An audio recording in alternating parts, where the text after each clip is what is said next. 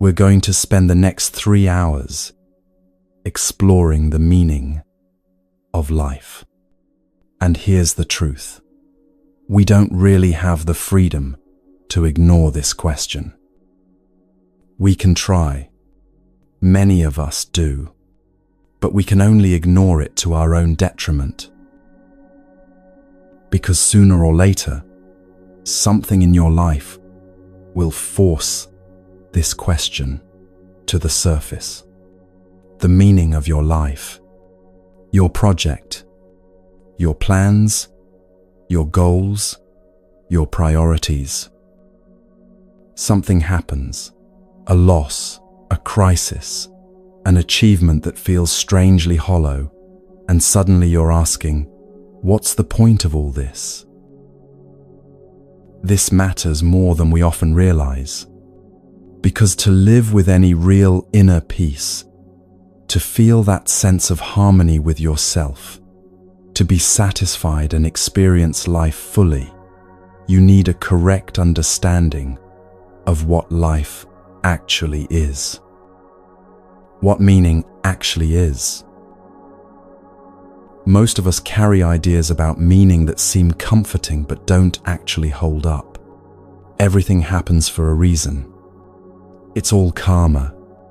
God has a plan.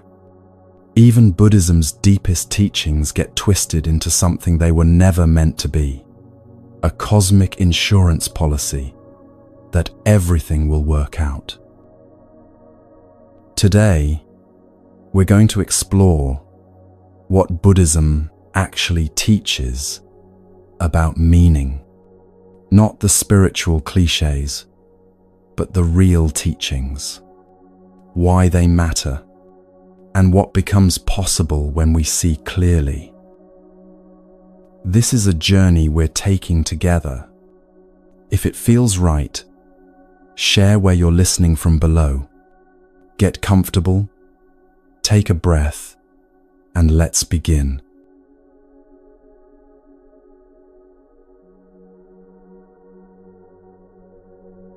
Someone loses their job. Not a job they loved, necessarily, but one that paid the bills. One that gave them structure, purpose, a place to be each morning. The termination comes suddenly. Budget cuts, restructuring, whatever language the company uses to make it sound inevitable. Within hours, the messages start arriving. Friends reaching out with comfort, with reassurance. Everything happens for a reason. The universe is making space for something better. When one door closes, another opens. This is actually a blessing in disguise. Or someone's relationship ends after years together. The same phrases appear. It wasn't meant to be. The universe has someone better planned for you. Everything happens for a reason. Or someone receives a difficult diagnosis. Health they took for granted suddenly uncertain. Again, well-meaning voices offer the same comfort. There's a reason for this. God doesn't give you more than you can handle. This is happening to teach you something. We've all heard these phrases. Many of us have said them. And here's what's worth noticing. There's something deeply seductive about them. Because what do they promise? They promise that chaos is actually order, that randomness is actually design, that loss is actually redirection. They take the unbearable uncertainty of existence and wrap it in cosmic purpose. We humans crave this.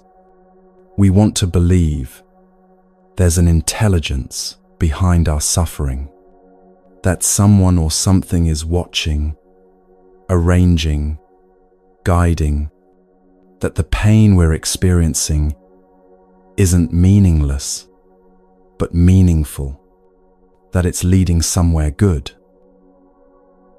The implicit message is always the same. If there's a reason, then you're going to benefit. Yes, this is painful right now. Yes, it feels unfair, surprising, devastating, but somehow, in ways you can't yet see, this is oriented toward your improvement, your growth, your eventual happiness.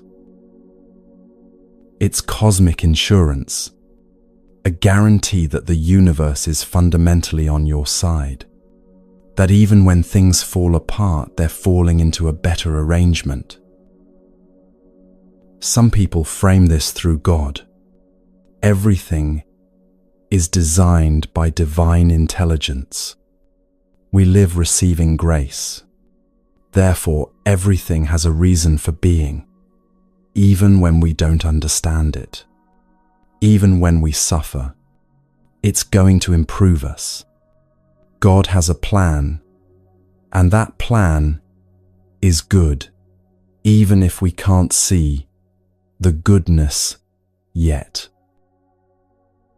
The suffering becomes holy in this view, redemptive, a refining fire that burns away impurities and leaves you stronger, purer, closer to the divine. Others frame it through karma. Everything is karma. There's coherence to reality. I've created this situation through my past actions, physical, verbal, and mental.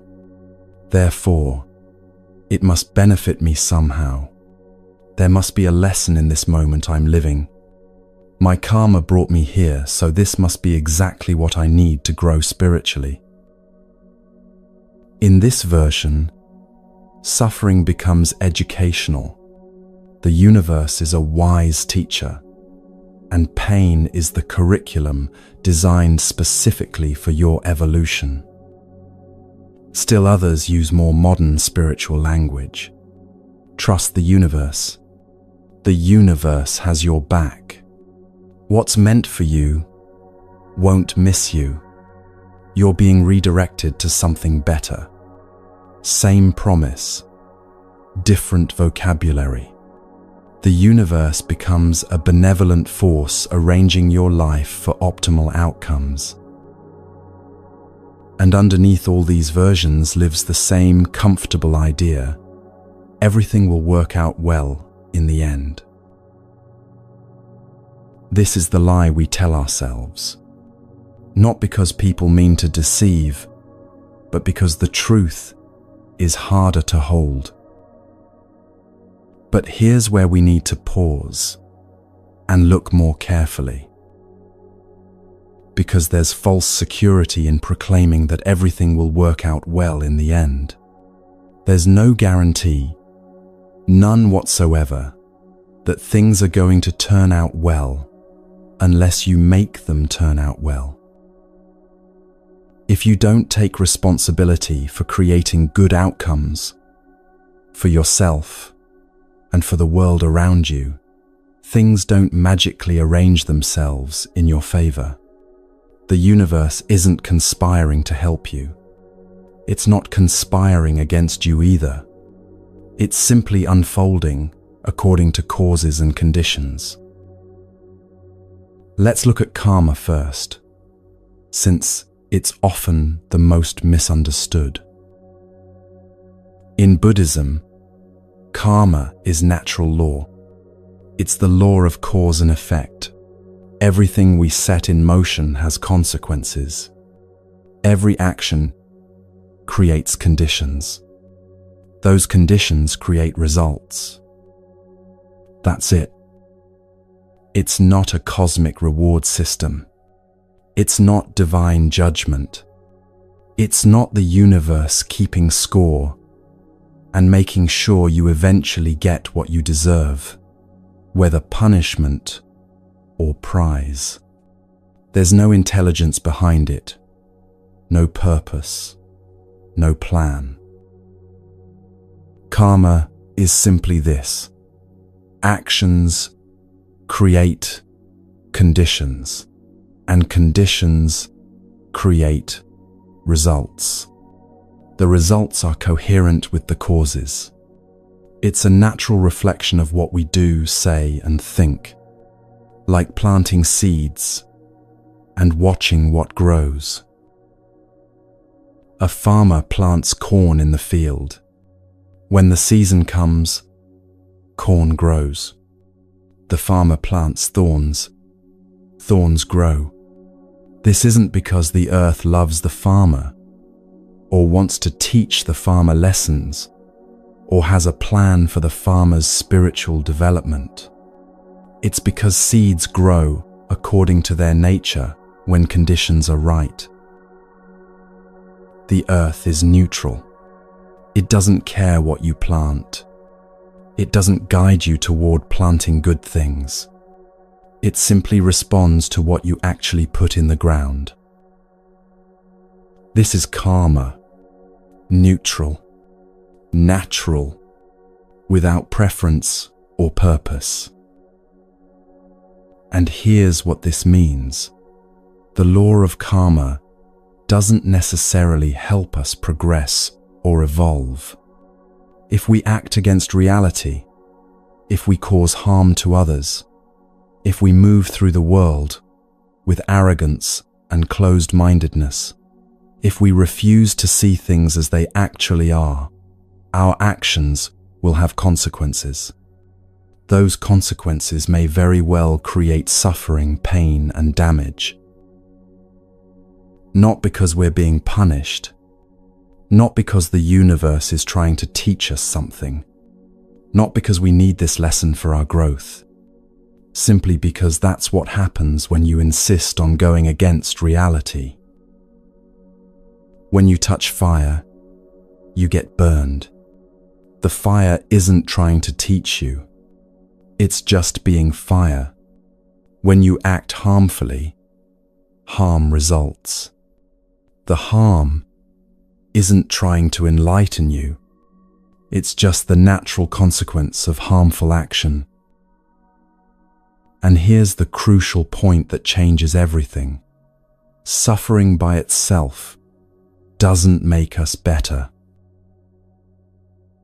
This might be the most important thing to understand about the comfortable lie, because the lie suggests that pain has automatic benefits, that going through difficulty naturally makes you stronger, wiser, more compassionate, that suffering purifies like fire refining gold.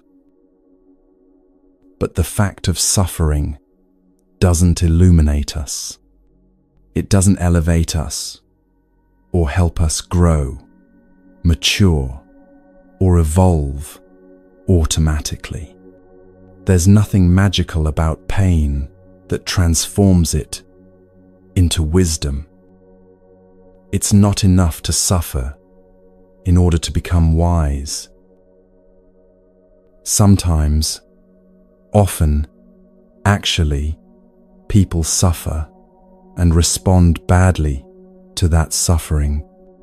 The tragedy or pain creates more anger, more resentment, more bitterness, more fear, more sadness that hardens into depression, more clumsy, unskillful actions that create new cycles of suffering.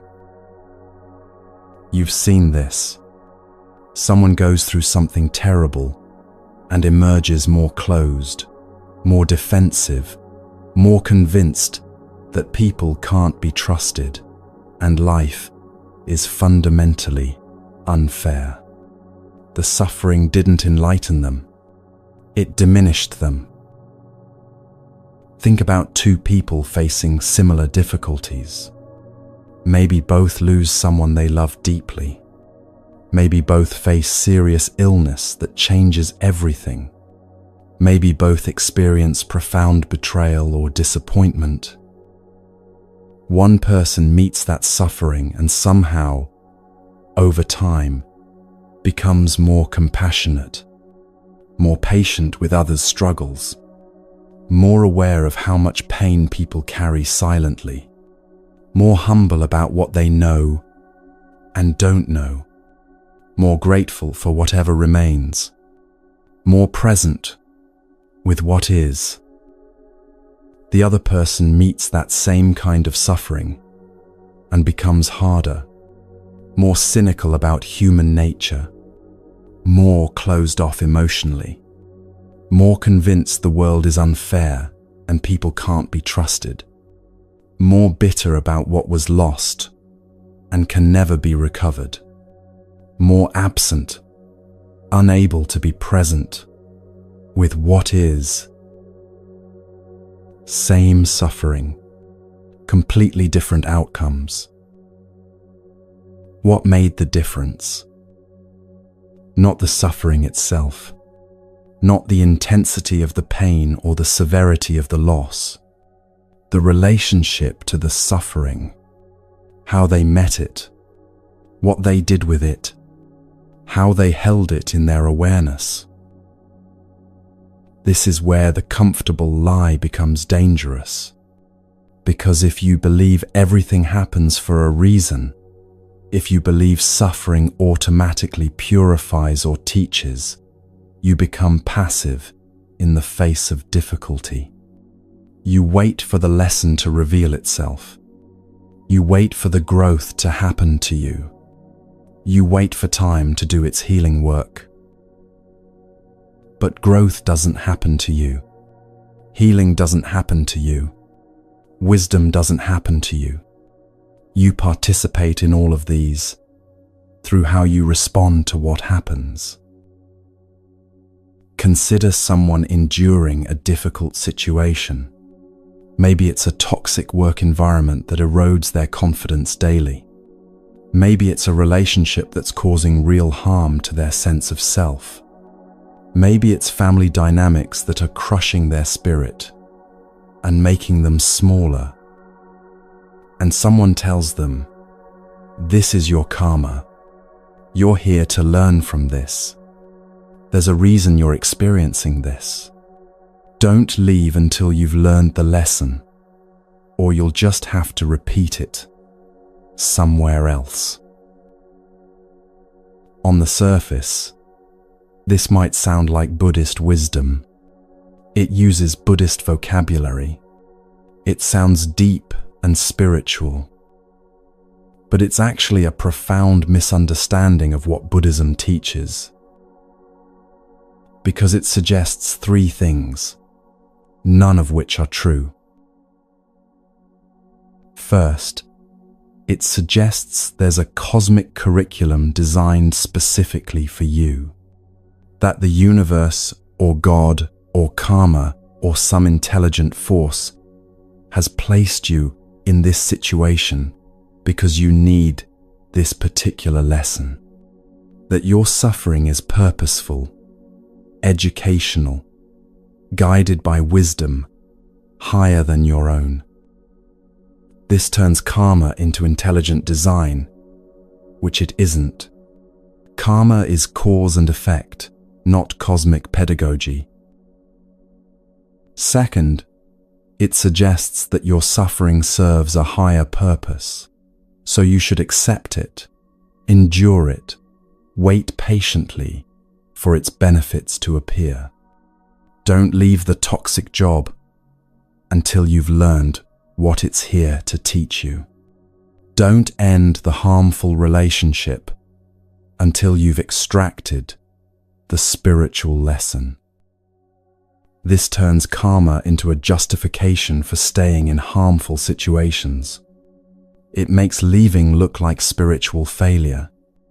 It traps people in suffering by framing escape as avoidance. Third, it suggests that if you're suffering, it's because you karmically deserve it or need it for your evolution. You created this through past actions, so you must endure it now. Your pain is your debt being paid, or your lesson being learned. This turns karma into a blame system where victims are somehow responsible for their victimization through mysterious past actions no one can verify. None of this is what Buddhism actually teaches. What Buddhism teaches is much simpler and more challenging. Actions have consequences.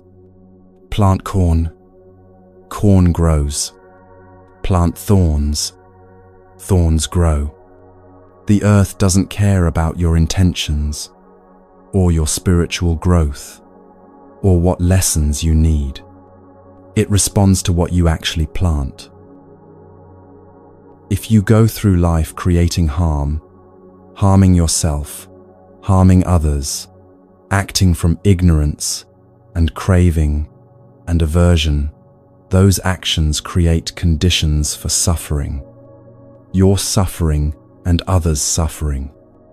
Not because you're being taught a lesson, because that's what harmful actions do.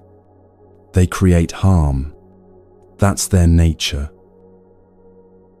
And if you keep insisting on this path, if you move through the world with a closed and stubborn mind, refusing to see reality as it actually is, refusing to learn from consequences, the suffering compounds, the harm accumulates. Again, not because the universe is punishing you, or trying to get your attention, or escalating the lessons because you're not learning fast enough, simply because that's how cause and effect works.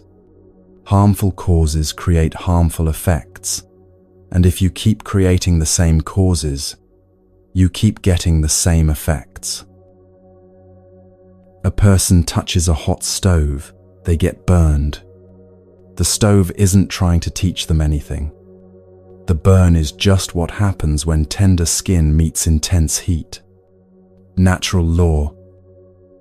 Someone keeps touching the hot stove, insisting it should be different, refusing to accept what a hot stove does, waiting for the stove to change or for the burn to stop hurting, or for the universe to intervene.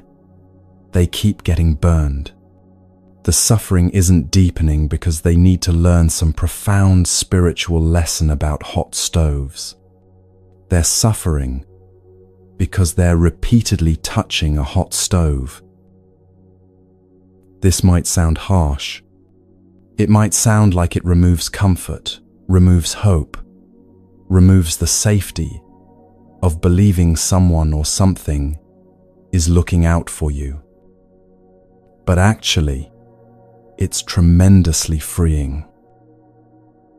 Because if suffering doesn't happen for a reason, if there's no cosmic plan guaranteeing everything works out, if karma is just natural cause and effect without intelligence or purpose behind it, then you're free. Free from what? Free from waiting for the universe to deliver meaning to you. Free from trying to decode what lesson you're supposed to learn from your pain. Free from the passivity of thinking everything is predetermined and you just need to trust the process. Free from the guilt of thinking your suffering means you did something wrong in this life or a past life. You're free to act, to respond, to take what's happening and work with it skillfully, to leave situations that are harmful, to change what can be changed, to accept what can't be changed and work with it anyway. Think about the person who lost their job. If they believe it happened for a reason, they might wait. Wait for the reason to become clear. Wait for the better opportunity to appear as promised. Wait for the universe to reveal its plan. Wait for the door that's supposed to open when this one closed. But if they understand that losing the job was just cause and effect, economic conditions, company decisions, perhaps some of their own actions or inactions, perhaps just the randomness of being in the wrong position when cuts came. Then they're free to respond actively, to grieve what was lost without needing it to mean something, to assess their situation clearly without spiritual bypass, to take concrete steps based on reality, to decide what they want to create from this moment. The ending of the relationship, same thing. If it happened because it was meant to be, or because the universe is clearing space for someone better, or because of karma from past lives that needed resolving, then the person is stuck in speculation about cosmic purposes, waiting for the universe to arrange the next chapter. But if they understand it as the natural result of two people who couldn't meet each other's needs, or who grew in different directions, or who handled conflict poorly, or any number of concrete, real factors, then they can learn actual things. They can see their patterns clearly. They can grow in specific ways. They can make different choices next time based on what they've learned. The difficult diagnosis, the health crisis, if it's part of some divine plan or karmic necessity or spiritual lesson, then the person's main task is acceptance and trust, waiting for the hidden purpose to reveal itself. But if it's the body responding to conditions, genetics, environment, choices, time, chance, causes too complex to fully understand, then the person can engage actively with treatment, with lifestyle changes, with quality of life decisions, with the real situation in front of them, without needing it to mean something beyond what it is. Do you see the difference? One approach, everything happens for a reason, creates passive waiting. You're waiting for meaning to be delivered, for purposes to be revealed, for cosmic forces to finish arranging things. The other approach, things happen because of causes and conditions, creates active engagement. You're working with reality as it actually is, responding to what's actually here, creating what you can create from the clay you've been given. One removes your agency and places it in invisible hands. The other demands your agency and places it back in your own hands. And this brings us back to the uncomfortable truth we started with. There's no guarantee things will work out well unless you make them work out well. Not through magical thinking, or positive affirmations, or trusting the universe, or believing everything happens for a reason. Through clear seeing, skillful action, and taking responsibility for creating good, good for yourself, and good for the world you're part of. The person who understands this doesn't need cosmic insurance. They don't need to believe they're protected or guided, or tested, or taught by invisible forces arranging their life for optimal growth. They understand something simpler and more powerful. I have agency here, not total control. Causes and conditions are vast and complex, and much is outside anyone's control. But I have responsibility, the ability to respond, the capacity to choose how I meet what's here. Whatever is happening, I can meet it skillfully or unskillfully. I can act from wisdom or from ignorance. I can create conditions for more suffering or for more freedom. Not because I have total power over outcomes, but because my response matters. It creates conditions. Those conditions create results. The clay is in my hands. What I make from it depends on how I work with it. This doesn't mean we judge ourselves harshly when we struggle. It doesn't mean we're to blame for every difficulty we face. Many causes and conditions create each moment, and most of them have nothing to do with us personally.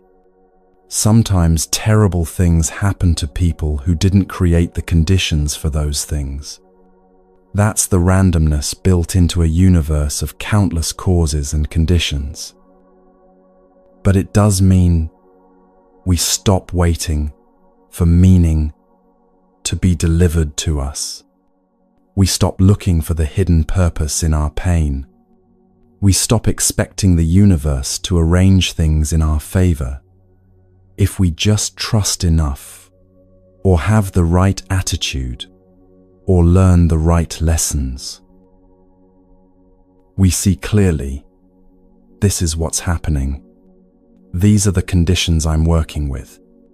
These are the choices available to me. This is what I can create from here, from now, from this moment. Not everything happens for a reason. Most things just happen because causes and conditions came together in a particular way at a particular time. But you can respond with wisdom. You can learn and grow and extract something valuable from even difficult circumstances. You can become more compassionate, more patient, more clear-seeing because of what you've been through. Not because the difficulty was designed to teach you these things, but because you chose to meet the difficulty that way, because you took the raw material of your experience and shaped it into wisdom. That's the real teaching. Not cosmic comfort, but human capability. Not predetermined meaning, but meaning you create through how you live, how you respond, how you work with the clay you've been given. And that's actually much more empowering than any comfortable lie could ever be.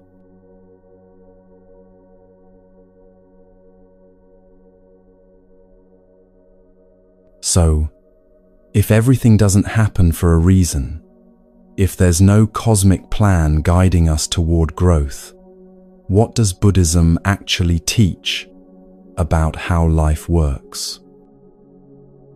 Let's start with something simple, something you can see with your own eyes. Imagine a farmer standing at the edge of their field in early spring. The soil is ready. The season is right. They have seeds in their hand. If the farmer plants corn, what grows? Corn grows. When the season turns, when rain comes and sun warms the earth, corn pushes up through the soil. The farmer harvests corn. If the farmer plants thorns, what grows? Thorns grow, sharp, tangled, difficult to remove. The field becomes unusable, painful to walk through. The farmer harvests thorns. Now here's the question. Is the earth trying to teach the farmer something? Is the soil judging which seeds deserve to grow? Is there some intelligence in the ground, deciding that this farmer needs the lesson of thorns this season, or that farmer has earned the reward of corn? Of course not. The earth is completely neutral. It responds to what's actually planted. Corn seeds get the conditions for corn. They grow into corn. Thorn seeds get the conditions for thorns. they grow into thorns. There's no preference, no purpose, no plan, no invisible hand arranging the harvest for the farmer's benefit or punishment. Just cause and effect, natural law. Seeds grow according to their nature when conditions are right. This is karma, not cosmic justice, not divine orchestration, not a reward and punishment system operated by the universe. Just this: actions create conditions, and conditions create results. The Buddha taught this clearly. He said that our actions, physical, verbal, and mental, plant seeds. These seeds grow when they meet the right conditions. What grows is coherent with what was planted.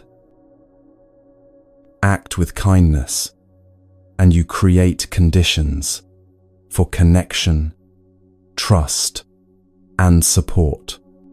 Not because the universe rewards kindness, but because kind actions naturally create these conditions.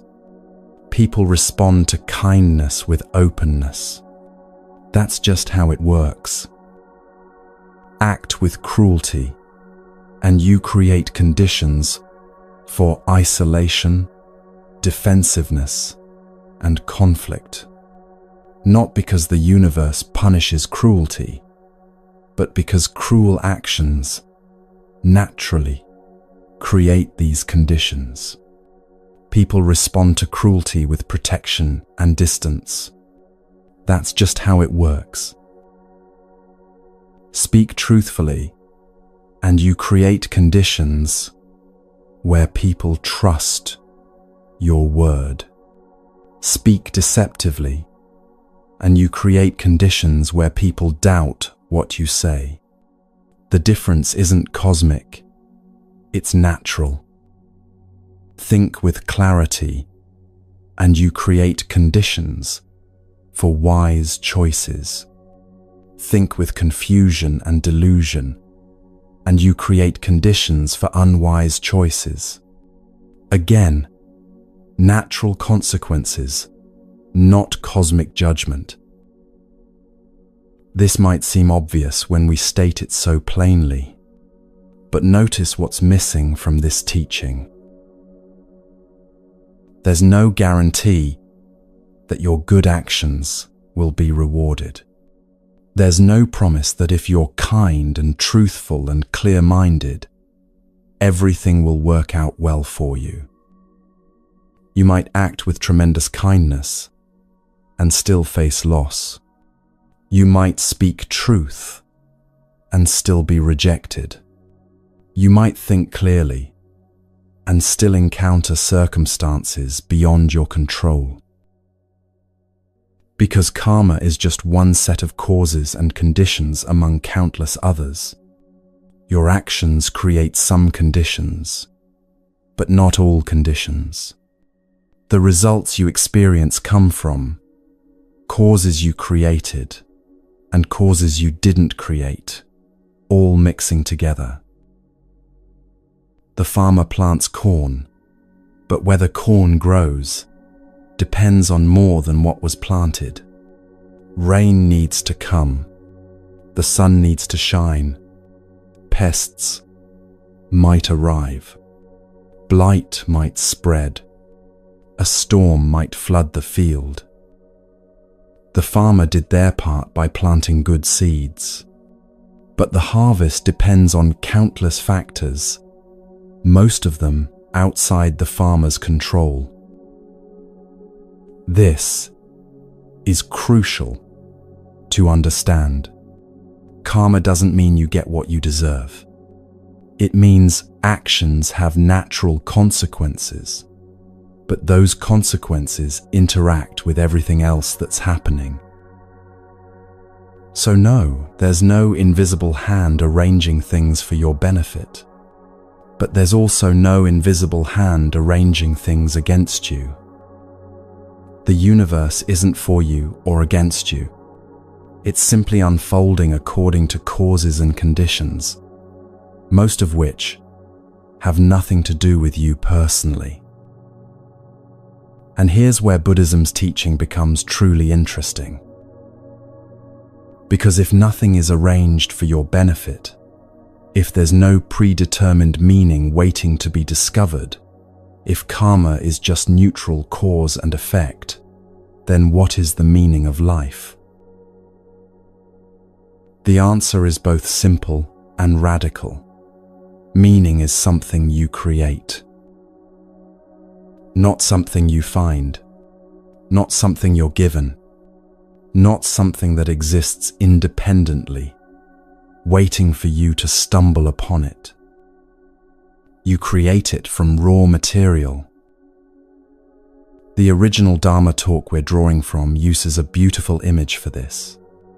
Everything is clay. Think about that for a moment. When a sculptor looks at a lump of clay, what do they see? Not a finished piece. Not a predetermined form trapped inside, waiting to be discovered. They see potential, raw material, something that can become many different things depending on how they work with it. One sculptor takes the clay and creates something beautiful, meaningful, useful. Another sculptor takes the same clay and creates something chaotic, or ugly, or broken. The clay didn't determine the outcome. The sculptor's skill, vision, and choices determined the outcome. This is what the teaching means when it says everything is clay. Your circumstances don't come prefabricated with meaning. Your experiences don't arrive with purpose already built in. Your life isn't a puzzle where you're trying to find the right pieces to reveal a picture someone else designed. Everything that happens to you is raw material, clay in your hands. You decide what to make from it. This is the paradigm shift Buddhism offers. Most of us spend our lives trying to discover our purpose, as if purpose is something external to us, something we need to find, or earn, or deserve. We ask, what am I meant to do? What's my calling? What path was I put here to follow? These questions assume meaning exists somewhere out there, and we just need to locate it. But Buddhism teaches something different. Meaning doesn't exist out there waiting for you. You create meaning through how you engage with what's actually here.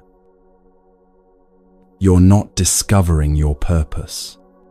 You're sculpting it from the clay of your actual life, your actual circumstances, your actual capacities, your actual opportunities and limitations.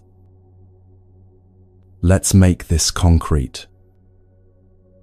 Two people face the same crisis. Let's say both lose their health suddenly.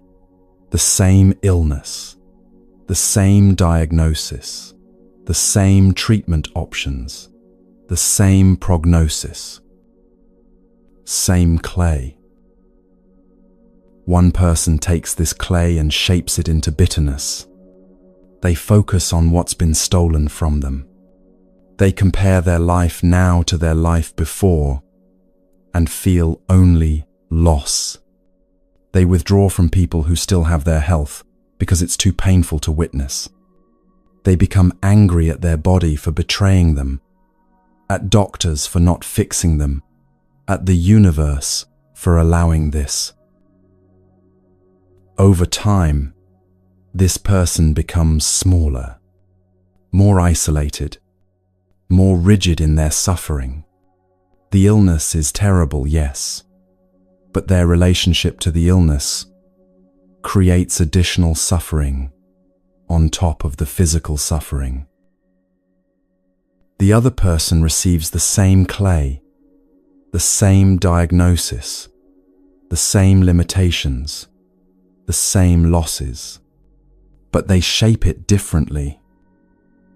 They grieve what's been lost, fully and honestly, but they also start noticing what remains. They discover they can still connect with people, still offer kindness, still find moments of beauty, even in very limited circumstances. They start relating to their body with compassion instead of anger. This body that's struggling, that's trying its best, even while failing in certain ways. They notice their mind's tendency toward despair and learn to work with it gently. Over time, this person becomes different, not better in some simple sense, but more spacious, more able to be with difficulty without being destroyed by it, more compassionate toward others who suffer, more appreciative of small things, more present with what actually is. Same circumstances, same clay, completely different creations. Now, did the illness happen to teach them something? No. The illness happened because causes and conditions came together. Biology, environment, genetics, chance, countless factors. Did one person respond correctly and the other incorrectly? It's not that simple. Both responses are understandable. Both are human. Bitterness in the face of devastating loss makes sense. Rage at unfairness is natural. But the question isn't whether the response is justified. The question is, what did each person create from the clay they were given?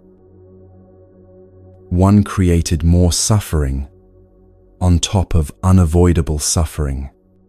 The other created some degree of peace, some wisdom, some capacity to be with difficulty. The difference wasn't in the circumstances. The difference was in the relationship to the circumstances. This is what Buddhism means when it teaches that perception transforms reality. There's a teaching that comes from Tibetan Buddhist masters. They say, if you have the audacity to see other people as Buddhas, you'll receive the blessings of Buddhas from them. But if you see them as enemies, you'll receive harm from them, even when they're trying to help you. At first, this might sound mystical or metaphorical, but it's actually describing something very practical about how perception works.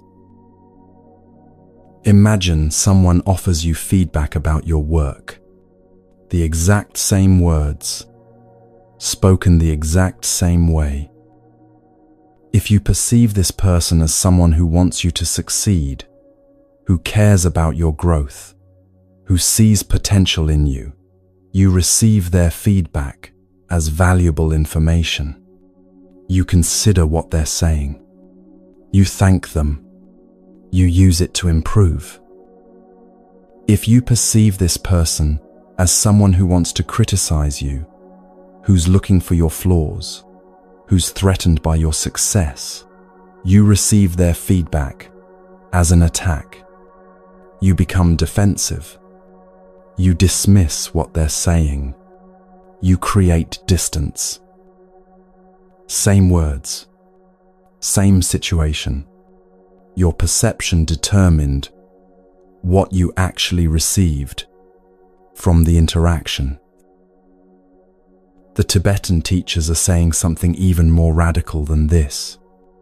They're saying that if you relate to people as if they have Buddha nature, as if they're fundamentally good, fundamentally capable of wisdom and compassion, even when they're currently confused or unskillful, something shifts. You create conditions for them to show you their Buddha nature, not because you're magically transforming them, but because you're relating to them in a way that invites their best qualities forward. But if you relate to people as enemies, as threats, as fundamentally untrustworthy, you create conditions for them to show you exactly that. They become defensive around your defensiveness. They become closed around your closure. They withhold around your withholding. And here's the really interesting part. Even when they're genuinely trying to help you, you can't receive it. Your perception filters it out or reinterprets it as something harmful. So you end up suffering even when help is being offered, because your perception of the situation determines what you're actually able to receive. This isn't just about other people. It's about everything. How you perceive your circumstances determines what you can extract from them. Someone loses their job and perceives it as catastrophe, as proof that they're not good enough, as the beginning of a downward spiral. They create those conditions through their perception.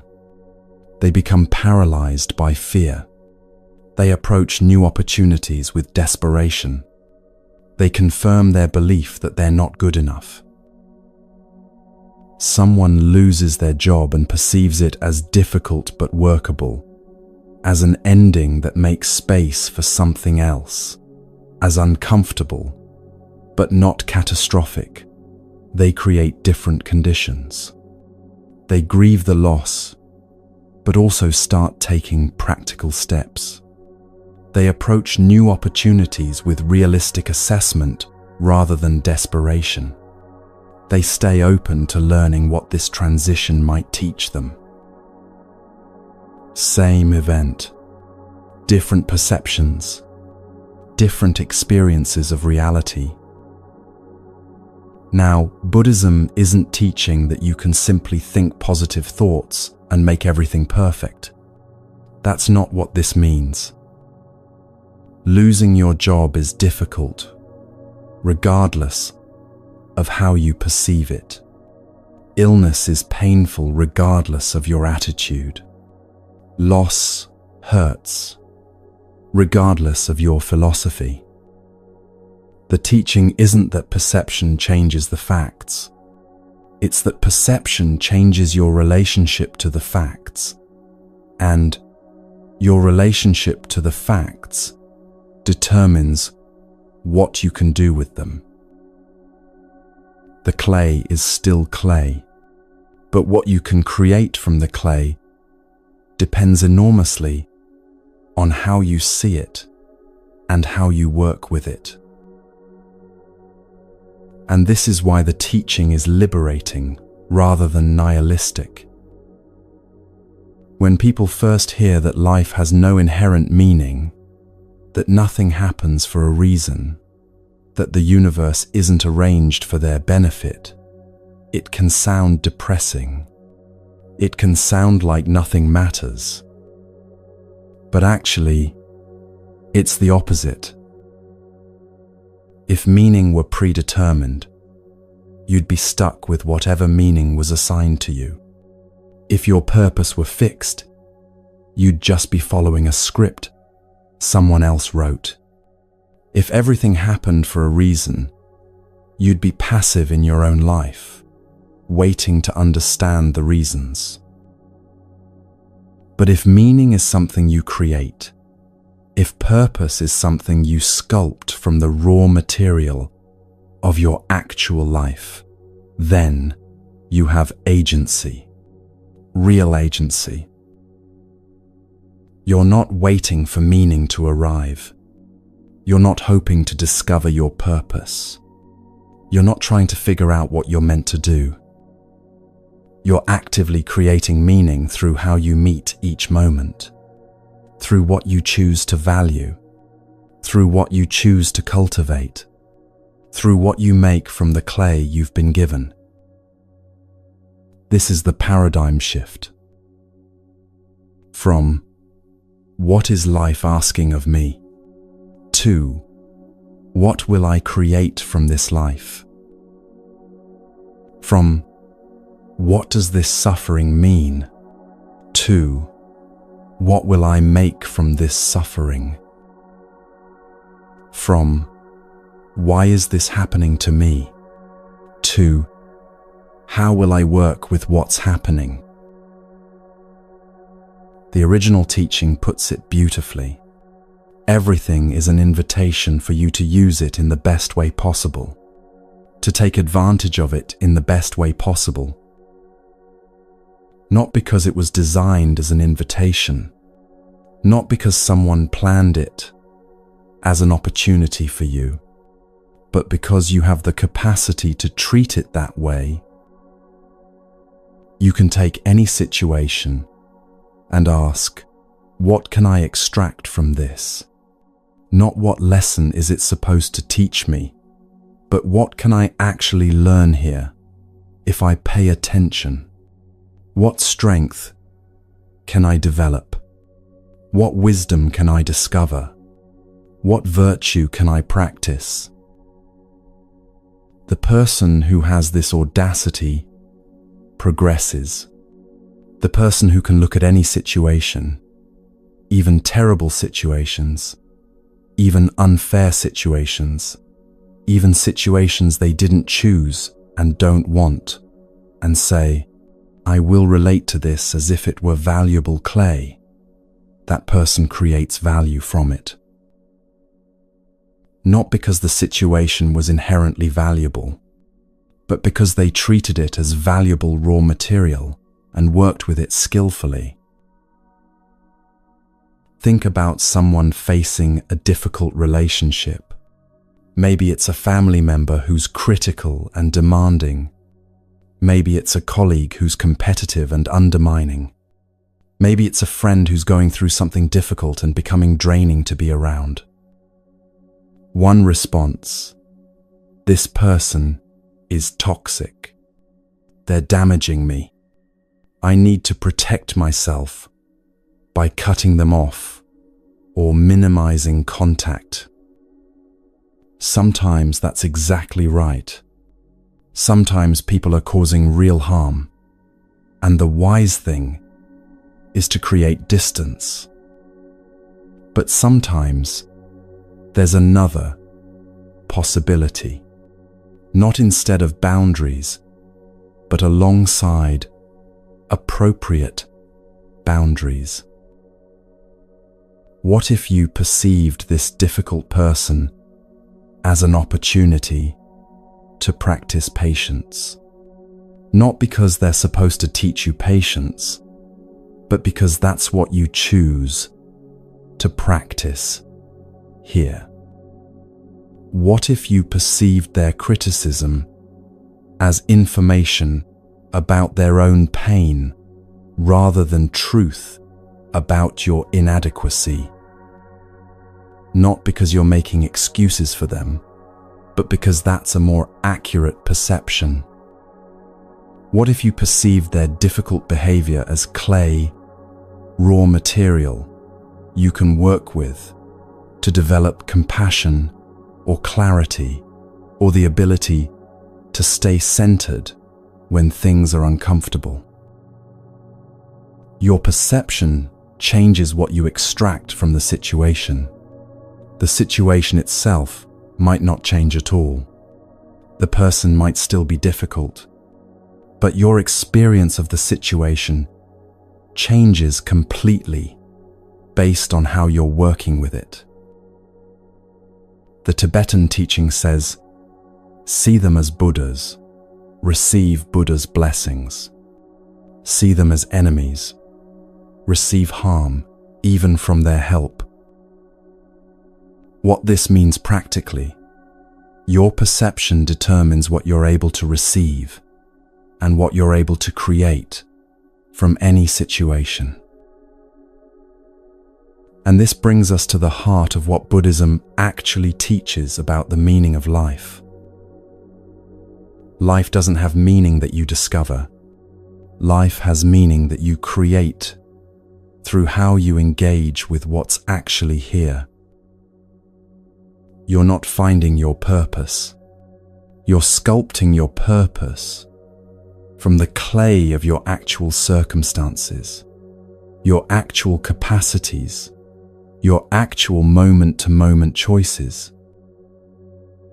This is both more demanding and more empowering than believing in predetermined meaning. More demanding because you can't wait for someone else, God, the universe, karma, fate, to hand you meaning.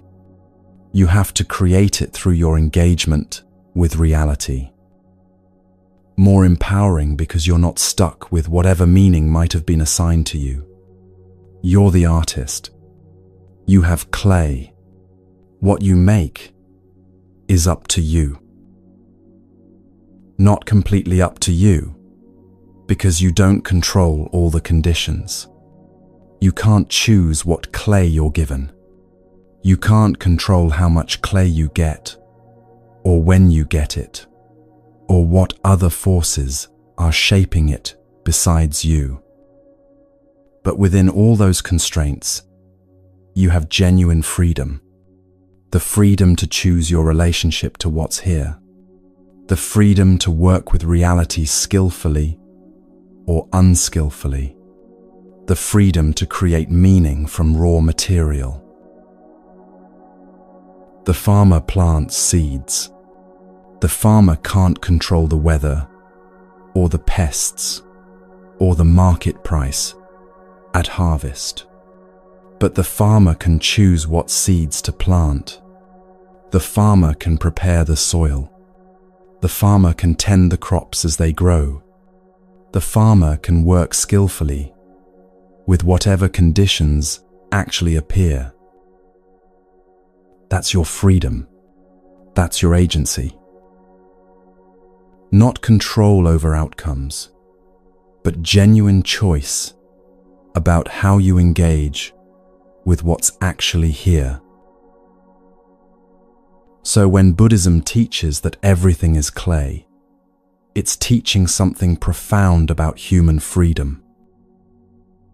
You're not trapped in a predetermined story. You're not following a script written by cosmic forces.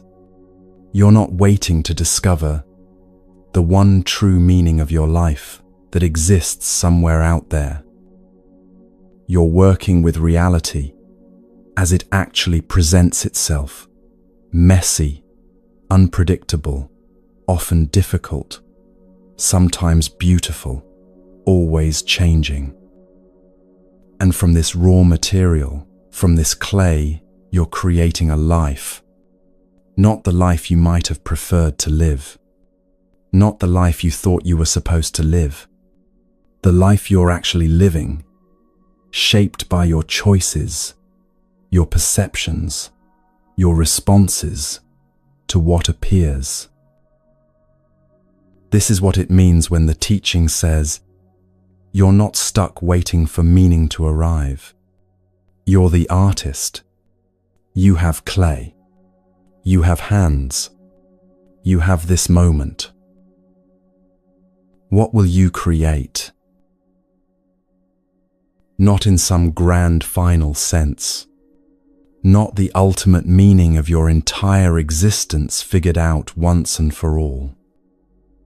Just, what will you create from this moment? From this interaction? From this difficulty? From this joy? from this ordinariness?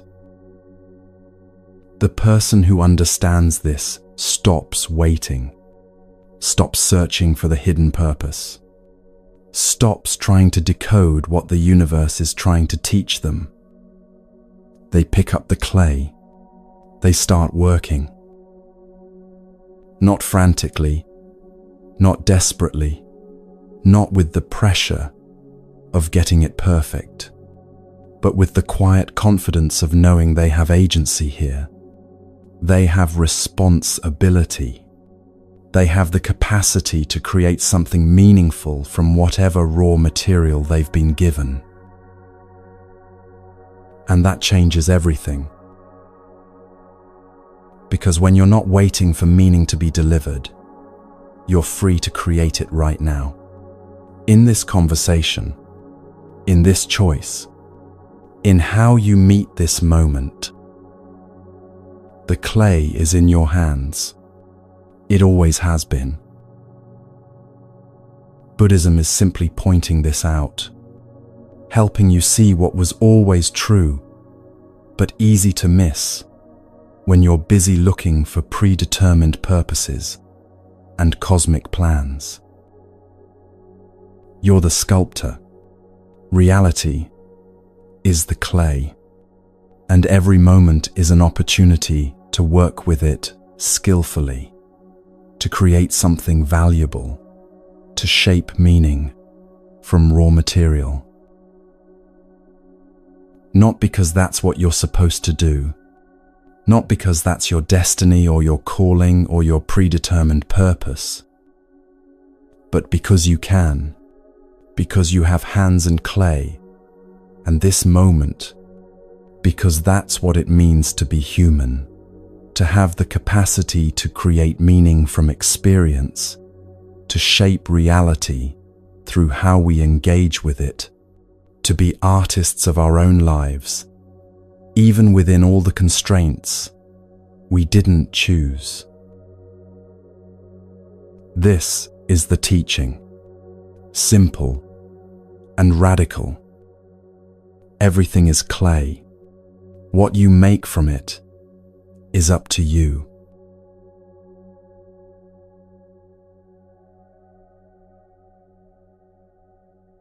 Now we need to talk about something practical, because understanding that everything is clay is one thing. Actually working with the clay is another. And here's what becomes visible when you pay attention.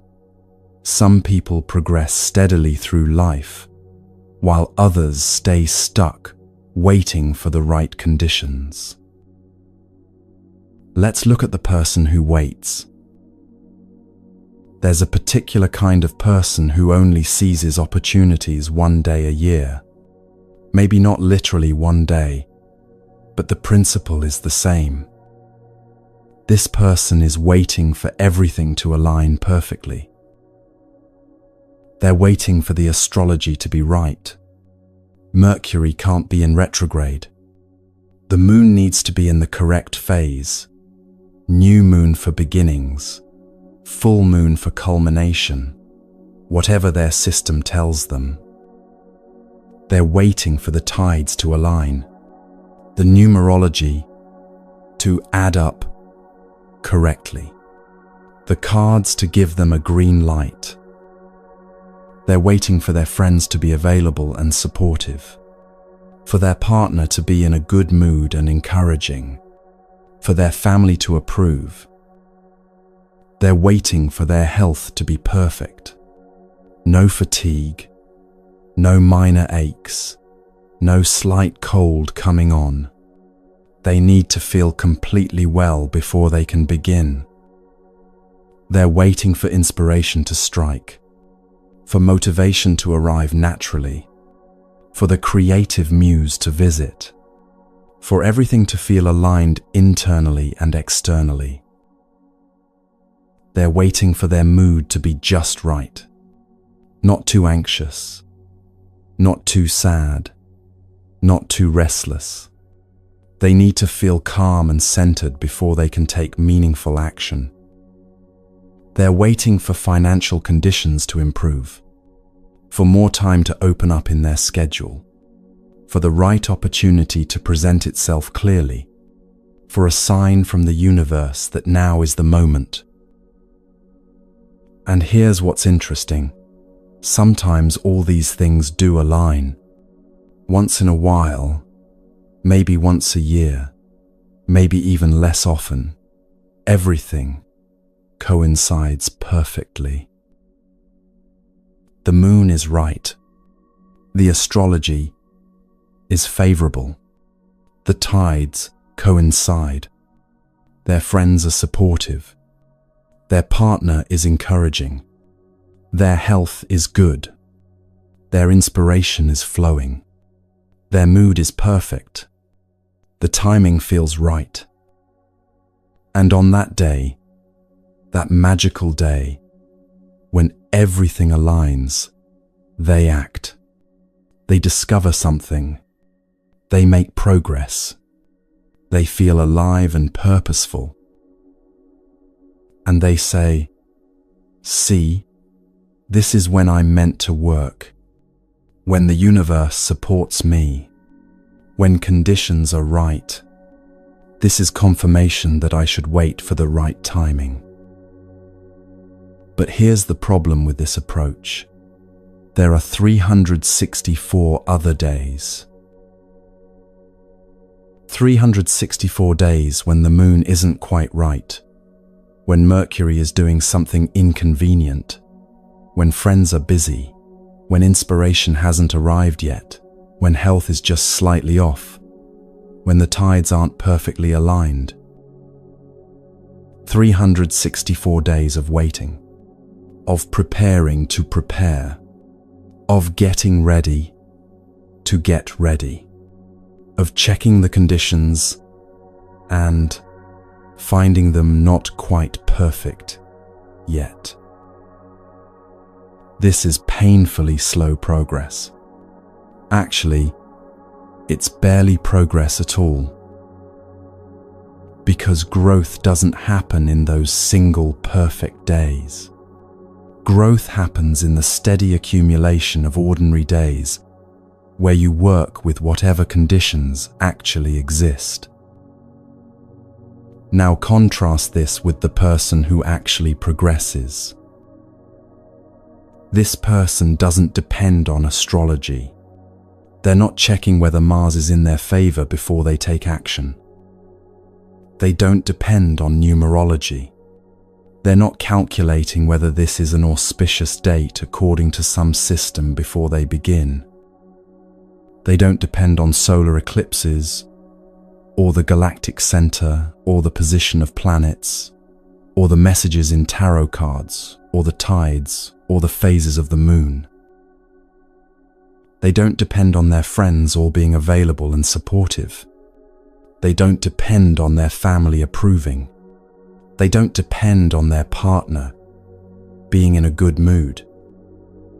They don't depend on perfect health or ideal energy or complete inspiration. They don't wait for all conditions to be perfect because they understand something fundamental. Conditions are never perfect. There's always something that isn't quite right. Always some reason to wait, if you're looking for reasons to wait. So instead of waiting, this person declares something radical. In the original teaching, it's stated powerfully, "My life, I command. My state, I command." Not in an arrogant way, not with the delusion that they control everything, but with the clear understanding that they have agency over their response to what appears. I will decide what I think. I will decide what I feel. I will decide what I attend to. This is the declaration of someone who understands where their actual power lies. Not in controlling the moon or the astrology or other people or external circumstances, but in choosing their relationship to whatever circumstances actually exist. The teaching continues. I'm going to face this situation. I'm going to relate to this situation as if it were the best opportunity that could exist in the universe, in all lifetimes. Now, this might sound absurd at first. You lose your job, and you're supposed to relate to it as if it's the best opportunity in the universe. Your relationship ends painfully, and you're supposed to see it as the ultimate gift. You face illness or loss or disappointment, and you're supposed to pretend it's actually wonderful. That would be delusion. That would be toxic positivity. That would be denial of reality. But that's not what the teaching means. The teaching isn't about pretending something painful isn't painful. It's not about denying difficulty or forcing yourself to feel grateful for things that hurt. It's about something more subtle and more powerful. It's about choosing to extract maximum benefit from whatever actually appears. Here's the key insight. Whether a situation benefits you or harms you depends largely on how you meet it. The clay is neutral. What you create from it depends on your skill, your attention, your willingness to work with what's actually here, rather than what you wish were here. So when someone faces a difficult situation and decides to relate to it as if it were the best opportunity in the universe, they're not lying to themselves about the difficulty. They're choosing to engage with it in the most skillful way possible. They're asking, what can I extract from this? What can I learn here? What strength can I develop? What wisdom can I discover? How can I use this clay to create something valuable? Not because the situation was designed to teach them these things, but because they're choosing to work with it that way. And here's what the original teaching emphasizes. The person who has this audacity progresses. The person who can look at any situation, favorable or unfavorable, easy or difficult, chosen or unchosen, and say, I will work with this as skillfully as I can. I will extract what value exists here. That person keeps growing. They don't progress because they're lucky, or blessed, or cosmically favored. They progress because they're not waiting for perfect conditions before they engage with reality.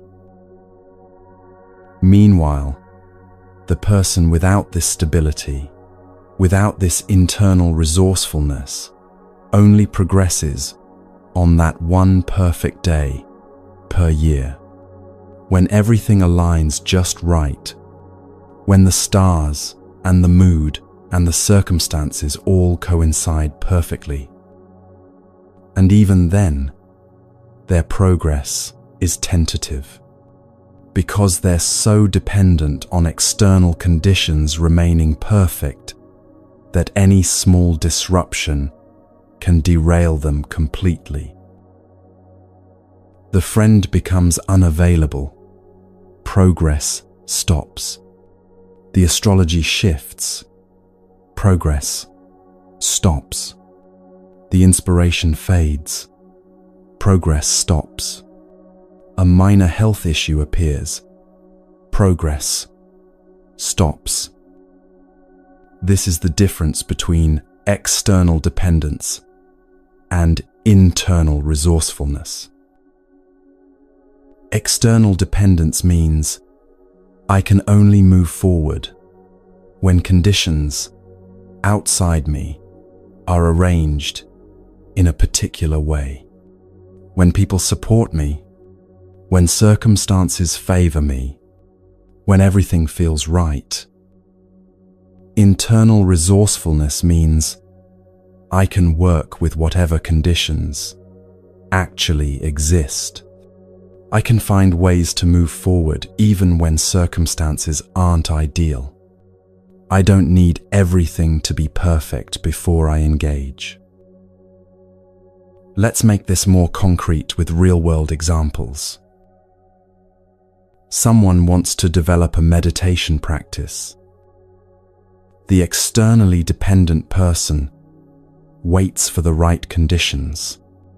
They need a perfectly quiet space. They need enough time to meditate for 30 minutes or 45 minutes, because anything less doesn't count. They need to feel calm already, because they can't possibly meditate when they're stressed. They need the right cushion, the right app, the right guided meditation. These conditions rarely align, so they meditate occasionally when everything is perfect and spend the rest of the time planning to meditate once conditions improve. The internally resourceful person sits down wherever they are. 5 minutes in a noisy room counts. 3 breaths while waiting for the coffee to brew counts. Meditating precisely when they're stressed is when it matters most. A chair works fine if there's no cushion. They're not waiting for conditions to be perfect. They're working with the conditions that actually exist. And over time, their practice becomes steady because it doesn't depend on everything being just right. Someone wants to improve their health. The externally dependent person waits for motivation to strike. They need to feel inspired to eat well. They need their partner to be on board with healthy eating so it's easier. They need the perfect workout program, the perfect time of day, the perfect energy level. They need to start on Monday, or the first of the month, or after this stressful period ends.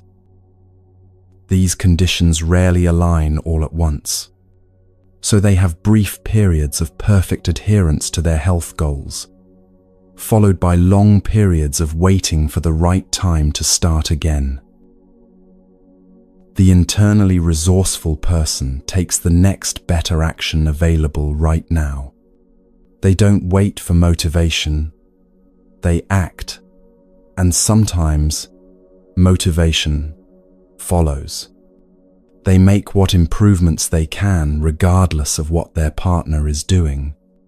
They walk for 15 minutes because that's what's actually possible today, even if it's not the perfect workout they'd prefer. They start now, on a random Wednesday afternoon, because now is when they're thinking about it. They're working with reality as it is, not as they wish it were. And over time, their health improves because they're taking consistent action with imperfect conditions rather than waiting for perfect conditions that never come. Someone wants to learn a new skill.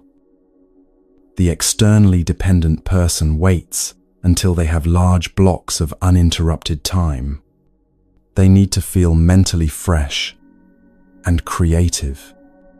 They need the right course, or the right teacher, or the right learning environment. They need to be in the right headspace, not too stressed or too tired or too busy. These conditions are rare, so they learn in occasional bursts when everything aligns, and spend most of their time waiting for the right time to really commit to learning.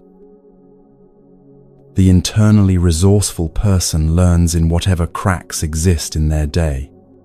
10 minutes while commuting, 20 minutes before bed even though they're tired. They start with whatever resources are actually available, not the perfect course they'll take someday. They learn precisely when they're busy because that's their reality. They understand that imperfect practice sustained over time creates more learning than perfect conditions that never actually arrive. Do you see the pattern? The person who progresses doesn't have better conditions than the person who stays stuck. Often they have worse conditions, more constraints, less support, more obstacles. But they have something more valuable than perfect conditions.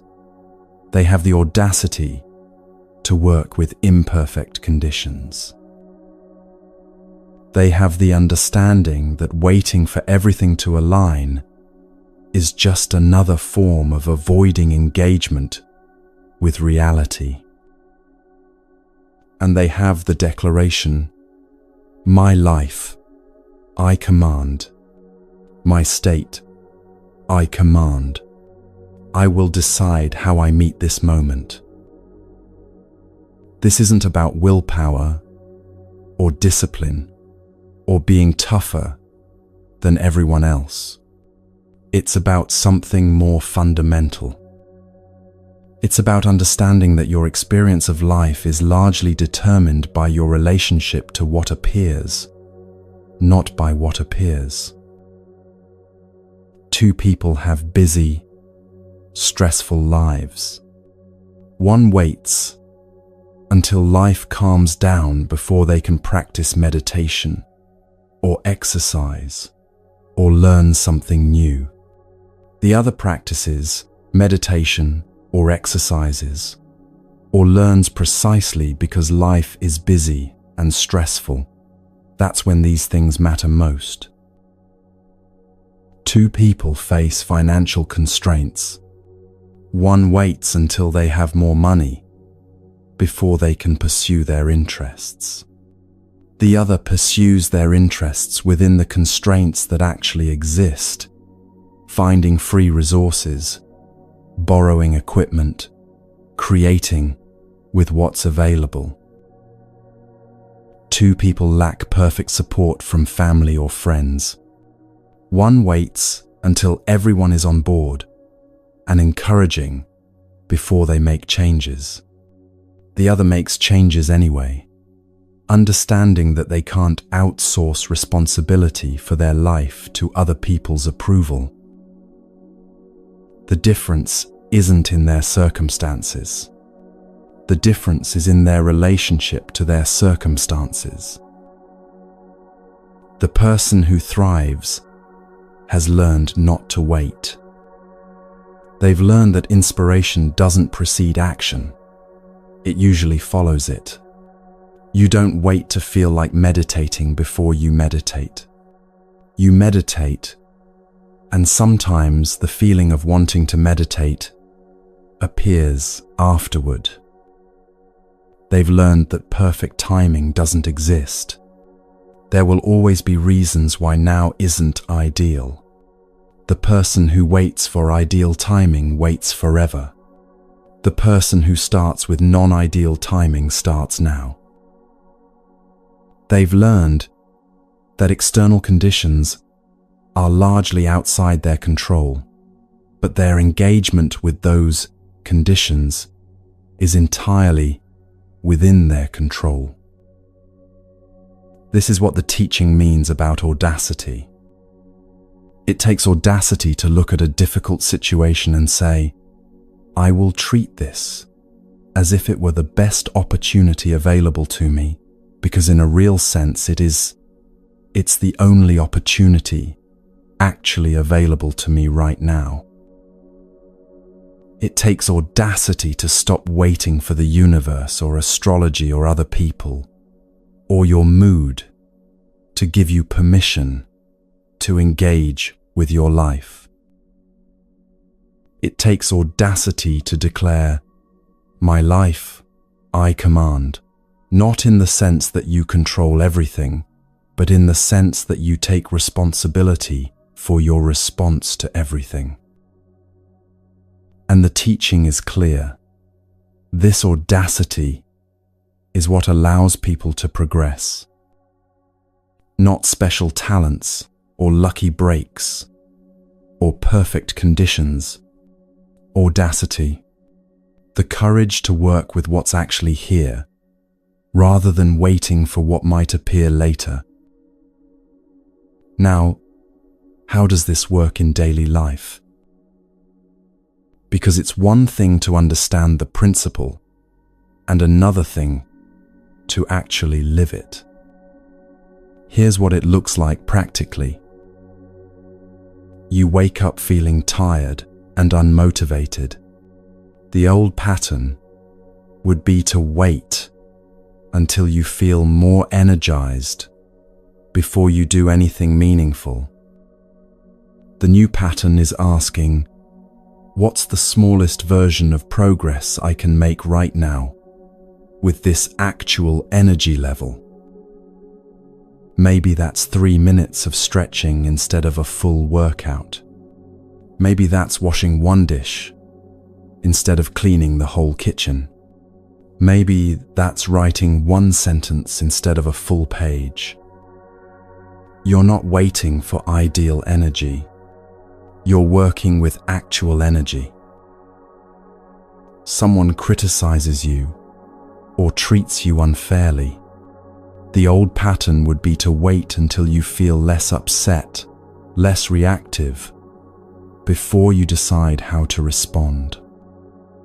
The new pattern is noticing this feeling of upset is part of the clay right now. How do I work with it skillfully?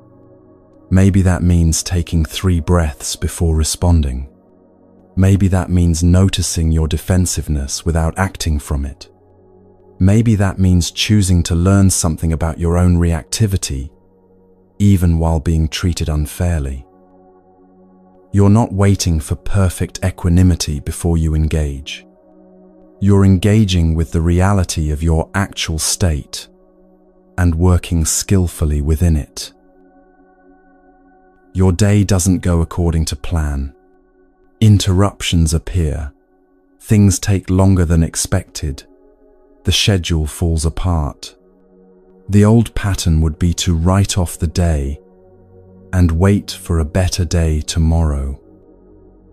The new pattern is asking, what's actually possible in the time and energy I actually have now? Not what should be possible if things had gone according to plan. What is possible with things as they actually are? You're not waiting for the perfect day. You're working with the actual day. This is what it means to have internal resourcefulness, rather than external dependence. You stop asking, are conditions good enough for me to act? You start asking, how can I act skillfully within the conditions that actually exist? You stop asking, is this the right time? You start asking, how can I make good use of this time? You stop asking, do I feel like it? You start asking, what's needed here, and can I offer it? The shift is subtle but profound. You're no longer waiting for reality to meet your preferences before you engage with it. You're engaging with reality as it actually presents itself and working skillfully within that. And here's what happens over time with this approach. You progress. Not because you're more talented or more disciplined or luckier than other people, but because you're actually working with the clay you've been given, rather than waiting for different clay to appear. You meditate inconsistently at first, in imperfect conditions, but over months and years, it becomes steady. You learn slowly, in small increments with interruptions and setbacks, but over time you actually gain new skills. You make small choices toward health day after day without perfect conditions, and over time, your health improves. Meanwhile, the person waiting for perfect conditions is still waiting, still planning to start when Mercury leaves retrograde, still preparing to prepare, still getting ready to get ready. 364 days of waiting for that one perfect day that might never come. The teaching is compassionate but clear. This doesn't work. This is not how progress happens. This is not how people thrive. People thrive by working with reality as it actually is, not as they wish it were. They thrive by taking the clay in their hands, whatever clay they've been given, in whatever condition it arrives, and working with it. They thrive by having the audacity to say, "This situation, right here, right now, imperfect as it is, I will work with this as if it were valuable, because my engagement with it can create value, regardless of whether value was inherent in it." This is the secret, if it can be called a secret. Not perfect conditions, not ideal circumstances, not cosmic alignment, not everyone's approval and support, not perfect health and unlimited energy and constant inspiration. Just this, the willingness to work with what's actually here. The understanding that 364 days of imperfect engagement creates more progress than waiting for one perfect day. The audacity to declare, "My life, I command. My state, I command. I will decide how I meet this moment, this clay, this opportunity that exists right now." And when you see people who are actually thriving, actually growing, actually creating meaningful lives despite difficulties and constraints and imperfect conditions, this is usually what you find. Not that they have it easier, not that conditions favor them, not that the universe is arranging things for their benefit, but that they've stopped waiting for ideal conditions and started working with actual conditions. They've stopped depending on external alignment and started developing internal resourcefulness. They've stopped treating life as something that happens to them when circumstances are right and started treating life as something they create through their engagement with whatever circumstances actually exist. That's the difference. That's what separates the person who progresses from the person who waits. And the beautiful thing is, this capacity is available to anyone. It's not a special talent you're born with or without. It's a choice you can make right now with whatever is actually in front of you. The clay is in your hands. Not perfect clay, not ideal clay, not the clay you would have chosen if you were designing your life from scratch. Just this clay, right here, right now. Will you wait for different clay, or will you work with what's actually here? The person who thrives has answered that question. They've picked up the clay. They've started working. Not someday, when conditions are better. Now, with conditions as they are. And that makes all the difference. Because at the end of your life, what matters won't be that one perfect day when everything aligned. What matters will be what you created from all the imperfect days, from all the ordinary moments when conditions weren't ideal, but you engaged anyway. That's where the real life was lived. That's where the real meaning was created, in the 364 other days. So the question isn't whether today is perfect. The question is, will you work with today as it actually is? The clay is waiting.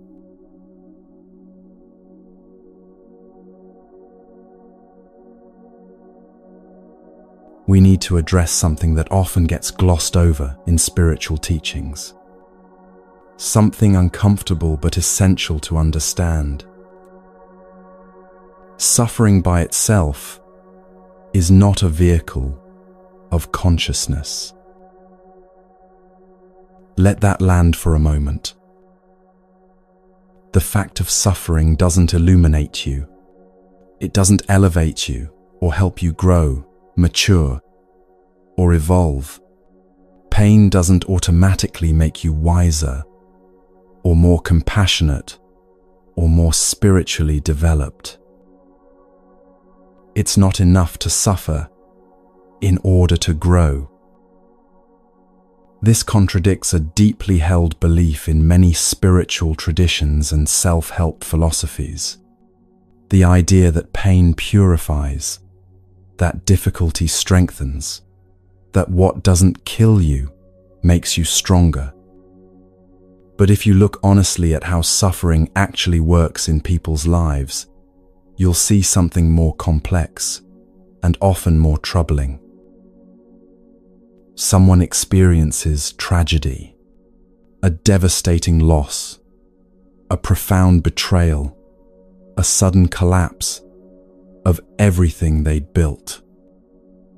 And instead of emerging wiser or more compassionate, they become harder, more bitter, more closed off. The tragedy creates more anger in them. They rage at the unfairness of what happened. They fixate on who's to blame. They replay the events obsessively, each replay deepening their resentment. The tragedy creates more sadness, not the clean grief that moves through you and eventually releases, but a heavy, stuck sadness that settles into their bones, a grey filter over everything, a conviction that nothing good can happen now. And from this place of anger and resentment and stuck sadness, they act, but their actions are clumsier now, more reactive, more likely to create new problems. They push people away in their bitterness. They make decisions from fear rather than clarity. They close themselves off from opportunities because they can't imagine anything working out well.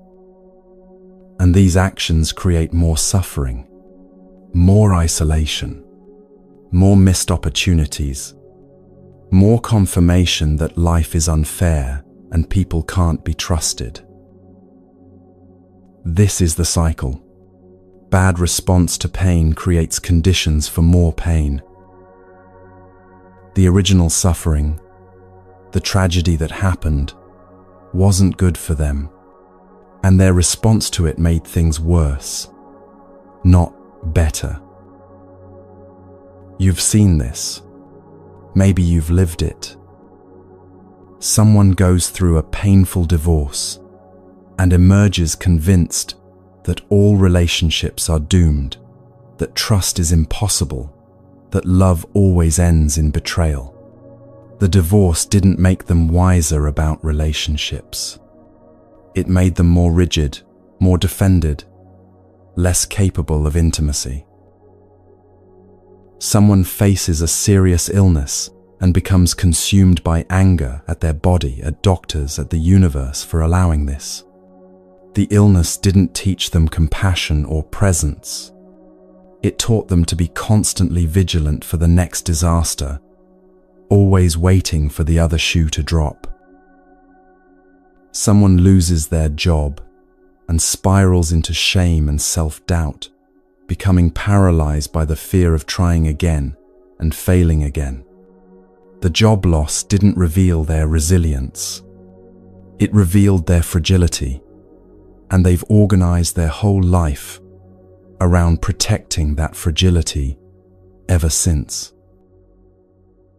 This is what actually happens when suffering meets unskillful response. The suffering doesn't purify, it compounds. So, why do we want to believe otherwise?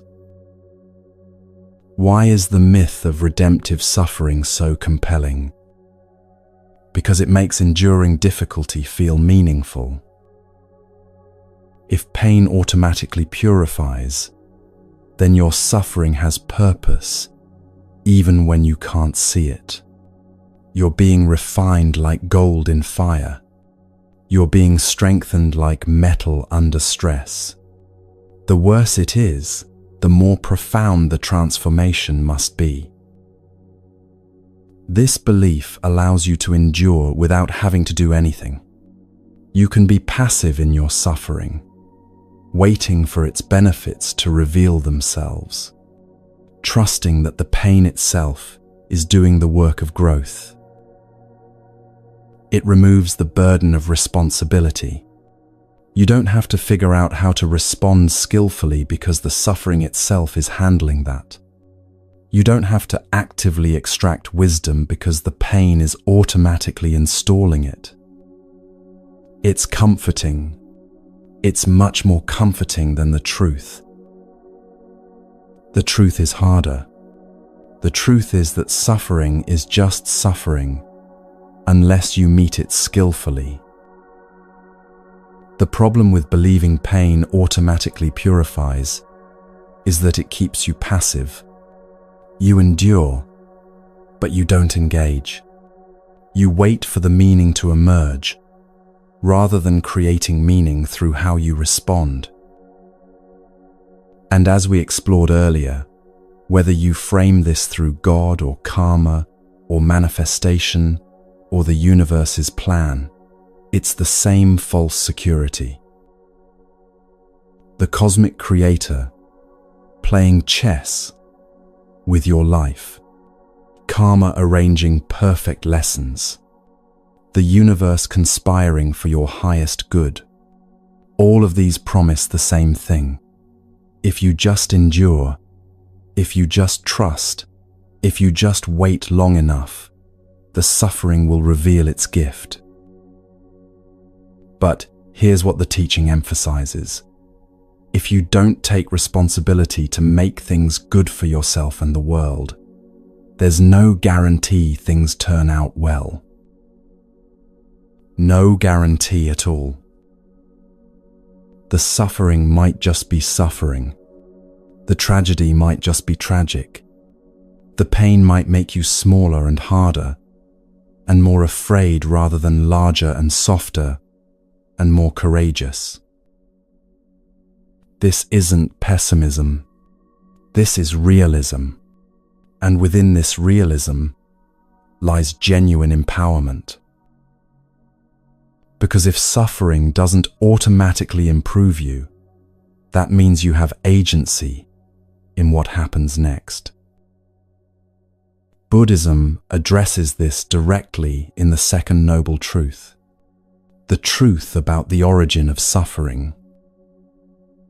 Suffering has causes, and those causes include our response to difficulty. When pain appears, and pain will appear. That's the first noble truth. The truth of dukkha, the unsatisfactoriness built into existence. We respond. We respond with craving, trying to grasp at pleasure or comfort to replace the pain. We respond with aversion, trying to push the pain away, deny it, escape it, numb it. We respond with delusion, making up stories about why this is happening, who's to blame, what it means about us. And these responses, craving, aversion, delusion, create more suffering on top of the original suffering. The pain of loss is real. The additional suffering of denial, of trying to pretend the loss didn't happen or doesn't matter, that's something we add. The pain of illness is real.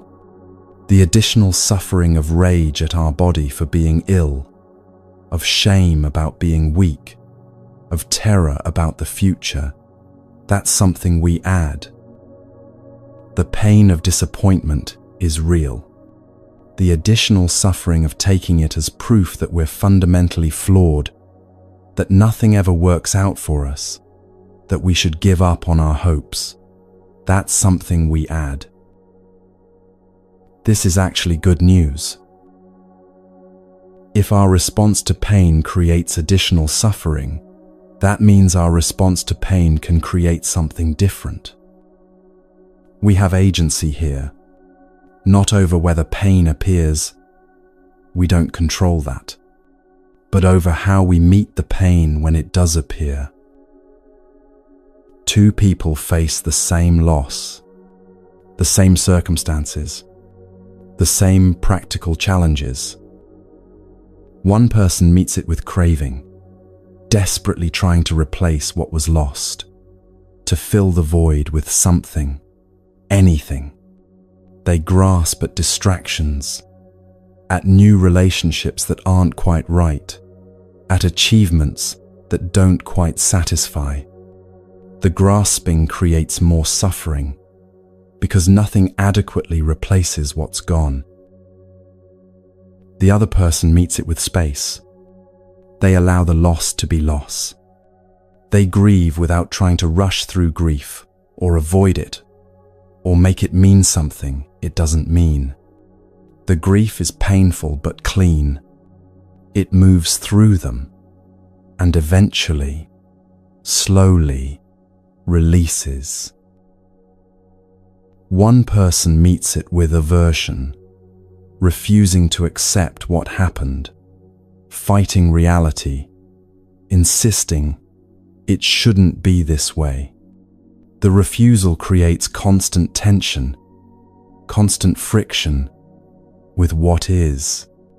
They suffer from the loss and from their fight against the loss. The other person meets it with acceptance, not liking what happened, not wanting it, but acknowledging that this is what's actually here. The acceptance doesn't remove the pain, but it removes the layer of suffering that comes from fighting reality. One person meets it with delusion, creating elaborate stories about why this happened, who's to blame, what it means about their worth or the world's fairness. The stories create additional suffering because they take them further from reality and into constructed narratives that keep them stuck. The other person meets it with clarity. This happened because of causes and conditions, most of which had nothing to do with them personally. The clarity doesn't make it hurt less, but it prevents them from taking on burdens that aren't theirs to carry. Same loss, different responses, entirely different outcomes. And this brings us to something practical from the original teaching. Something you can use right now with whatever difficulty you're facing. Don't evaluate your situation by economic terms. Don't evaluate it by social status or conventional success markers. Evaluate it by asking, how can I use this? What can I extract from this moment? Not what lesson is it supposed to teach you. We've moved beyond that idea. But what can you actually discover here if you engage skillfully? What teaching might be available? What discovery about yourself or reality? What strength could you develop? What virtue could you practice? This is extraction, mining value from raw material. The situation doesn't come with inherent value or meaning. It's clay, remember? But you can extract value through how you work with it. Someone faces financial difficulty. Evaluated economically, this is just loss. Less money, fewer options, more stress. But, evaluated by extraction, what can be discovered here? Maybe the discovery of which relationships remain when money isn't a factor. Maybe the practice of contentment with less, of finding satisfaction outside consumption. Maybe the development of creativity and resourcefulness, of learning to create more with less. Maybe the teaching about what you actually value when you can't afford everything you want. Maybe you discover that many things you thought were necessities are actually preferences. Maybe you develop the skill of making do, of improvising, of finding alternative paths. Maybe you learn humility in asking for help when you need it. None of this makes the financial difficulty good. None of this means you shouldn't work to improve your situation. But it means the difficulty doesn't have to be purely destructive. There's clay here that can be shaped into something valuable. Someone faces social rejection. Evaluated socially, this is just pain, exclusion, loneliness, the sting of not belonging. But evaluated by extraction, what can be discovered? Maybe the strength of standing alone when necessary. Maybe the clarity about which connections are genuine and which are conditional. Maybe the compassion for others who are excluded or marginalized. Maybe the freedom of not needing everyone's approval to act according to your values. Maybe you develop the capacity to be with discomfort without needing to fix it immediately. Maybe you discover who you are when you're not performing for others. Maybe you learn to distinguish between loneliness and solitude, between isolation and chosen time alone. Again, none of this makes rejection good. None of this means you shouldn't seek genuine connection. But it means you're not powerless in the face of rejection. You can extract something valuable even from painful social experiences. Someone faces a crisis of meaning. The work they've devoted years to suddenly feels empty. The relationship they've built suddenly feels hollow. The goals they've pursued suddenly feel pointless. Evaluated by conventional measures, this is failure, wasted time, wrong choices, back to square one. But evaluated by extraction, what's available here? Maybe the profound teaching that meaning isn't found in external achievements, but created through engagement. Maybe the discovery of what you actually value underneath all the conditioning about what you should value. Maybe the virtue of honesty, of acknowledging when something isn't working rather than pretending. Maybe the strength of starting over with more wisdom than you had before. The crisis isn't good. The emptiness is genuinely painful.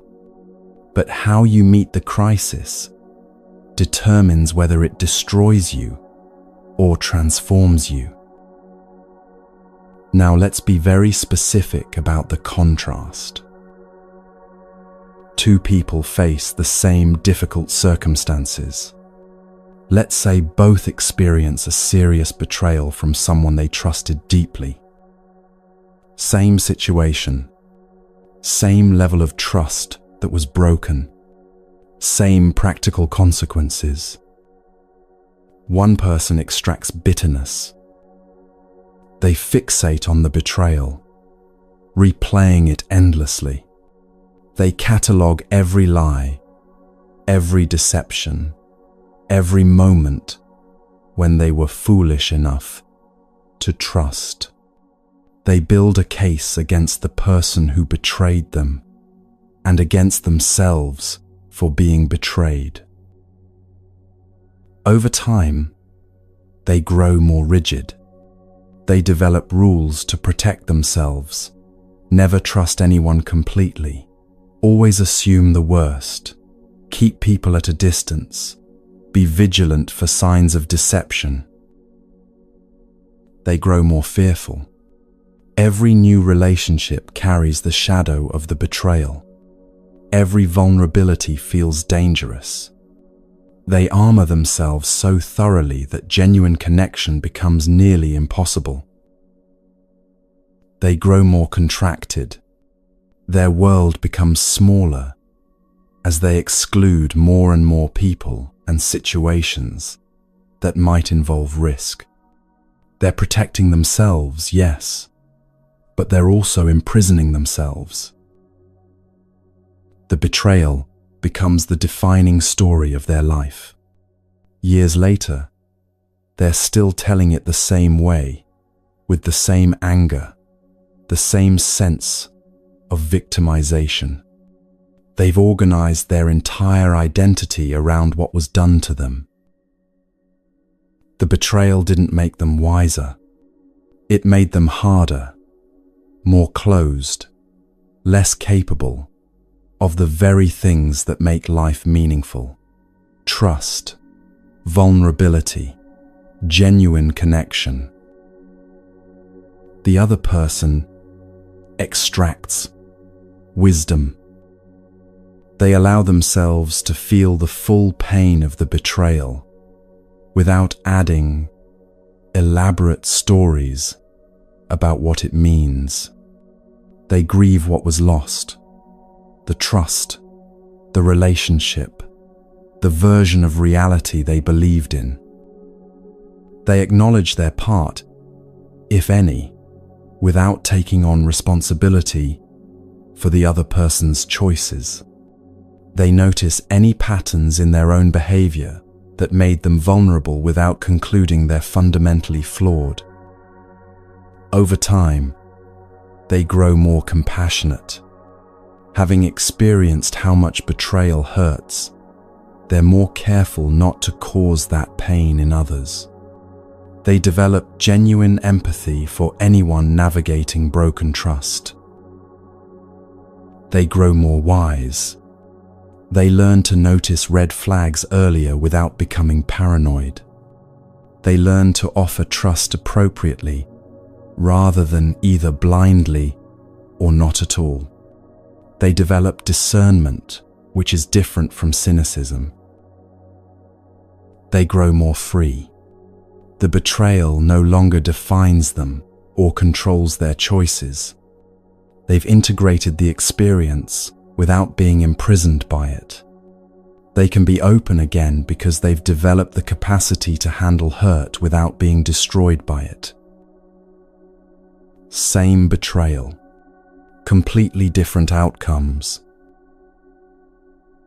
What made the difference? The circumstances didn't determine the outcome. The relationship to the circumstances determined the outcome. One person let the betrayal make them smaller. One person used the betrayal to become larger. One person extracted bitterness, rigidity, fear, contraction. One person extracted compassion, wisdom, discernment, freedom. The same clay, shaped into entirely different forms. And this is what Buddhism means when it teaches that suffering has causes, and those causes include our response. The betrayal happened. That caused suffering, unavoidable suffering. But what each person did next, how they held the betrayal, what stories they told about it, what they chose to extract from it, that created additional suffering or created wisdom.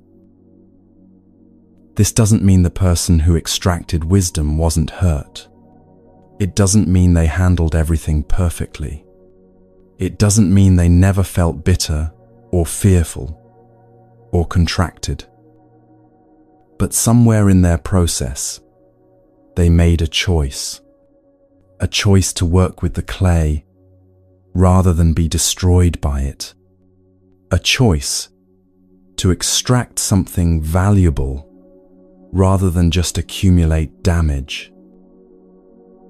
And that choice, repeated over and over in small moments, not just once in a grand gesture, determined what the betrayal ultimately became in their life.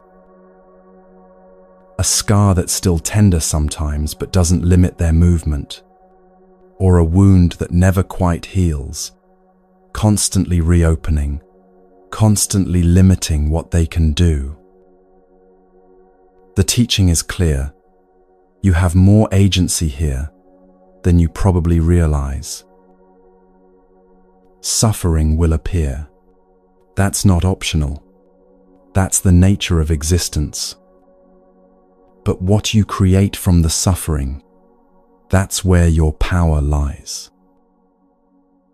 Not power to prevent pain, not power to make everything work out well automatically, but power to meet pain in ways that don't multiply it, power to extract value from difficulty, power to become larger rather than smaller in the face of what's hard.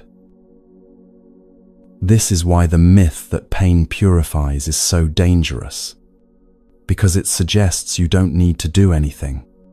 Just endure, and the purification happens automatically. But it doesn't. Not without skillful engagement. Not without choosing, moment by moment, to work with the clay rather than be buried by it. So when you face difficulty, and you will face difficulty, the question isn't, what is this supposed to teach me? The question is, what will I extract from this? What will I create from this clay? How will I meet this in a way that doesn't make me smaller? The circumstances don't determine your answer to that question. You do. And your answer, lived out in small choices, repeated responses, daily engagements with difficulty, creates who you become on the other side of the suffering. Someone who's been hardened by pain, or someone who's been tempered by it. Someone who's been broken by difficulty, or someone who's been broken open by it. Someone who's been diminished, or someone who's been deepened. Same suffering, different relationships to the suffering, different outcomes entirely. This is the teaching Buddhism offers about suffering. Not that it happens for a reason. Not that it automatically improves you. Not that you should be grateful for it, or trust that it's all part of a plan. But that you have agency in how you meet it. And that agency makes all the difference between suffering that compounds and suffering that eventually, slowly, through skillful engagement, transmutes into something that doesn't destroy you. The clay is in your hands, even when the clay is pain, especially when the clay is pain. What you make from it is still, always, up to you.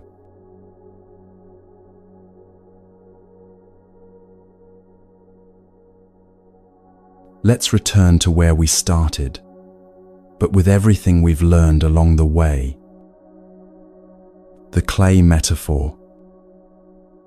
Everything that comes to you, every circumstance, every relationship, every success and failure, every moment of ease and moment of difficulty arrives as raw material, not prefabricated with meaning already installed, not prepackaged with purpose already determined, not designed specifically for you by cosmic intelligence.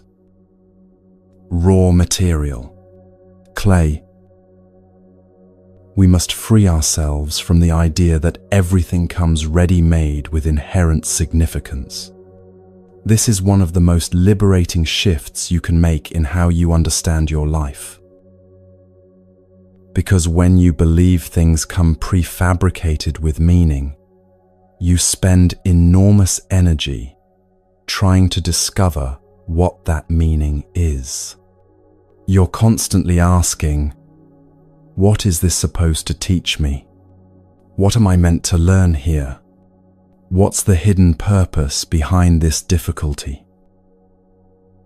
And while you're asking these questions, you're passive, waiting for the meaning to reveal itself, waiting for the purpose to become clear, waiting for cosmic forces to finish arranging things so you can finally understand why this is happening. But when you understand that everything arrives as raw material, as an invitation to use it in the best way possible, you become active. You stop asking what it means and start asking what you can make from it.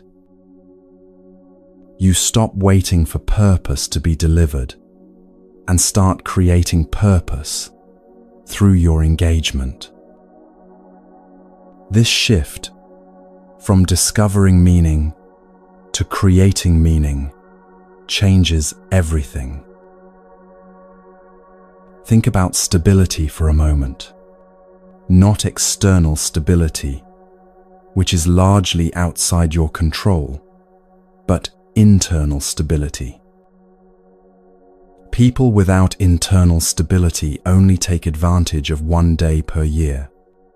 We explored this earlier, but it's worth returning to now, with everything we understand about clay.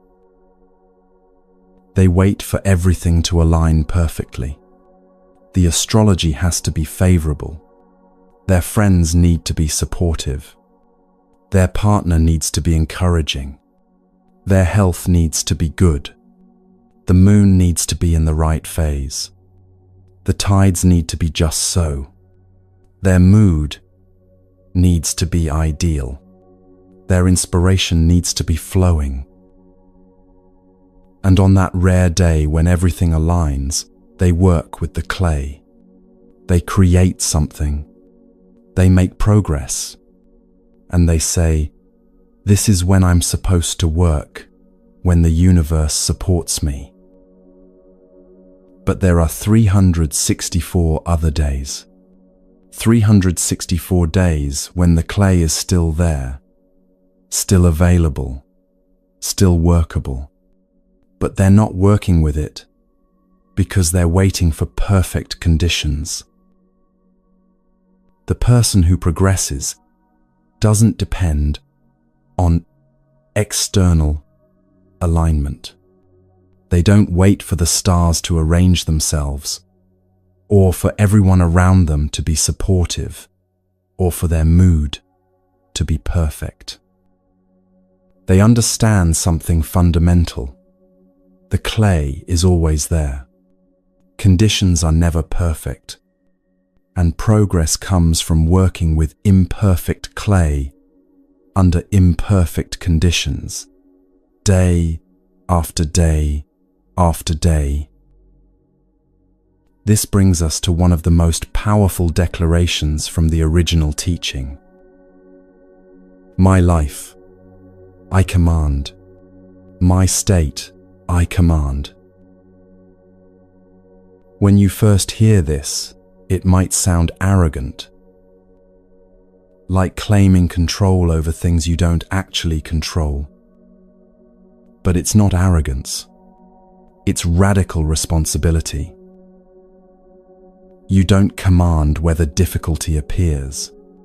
You don't command whether loss happens, or betrayal occurs, or illness strikes. You don't command other people's choices, or the economy, or natural disasters, or any of the countless forces that shape your circumstances. But you do command your response. I will decide what I think. I will decide what I feel. I will decide what I attend to. Not in the sense that you can simply choose to feel differently through force of will. Emotions arise from conditions, and you can't just decide not to feel sad when loss happens, or angry when injustice occurs.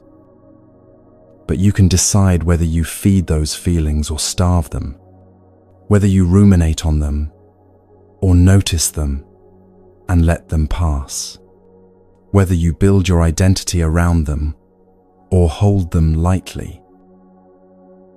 You can decide what meaning you make from the material you've been given. This job loss, does it mean you're worthless, or does it mean you're between chapters? That's not predetermined. You decide through how you hold it. This illness, does it mean your body is betraying you, or does it mean you're learning what it means to be embodied and vulnerable? You decide through your relationship to it.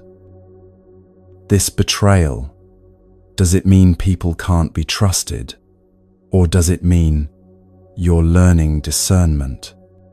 You decide through what you extract from it. The circumstances are what they are, but the meaning isn't inherent in the circumstances. The meaning emerges from how you work with the circumstances, how you shape the clay. And here's the crucial part. You decide whether this strengthens you or weakens you. Not whether it's pleasant or unpleasant.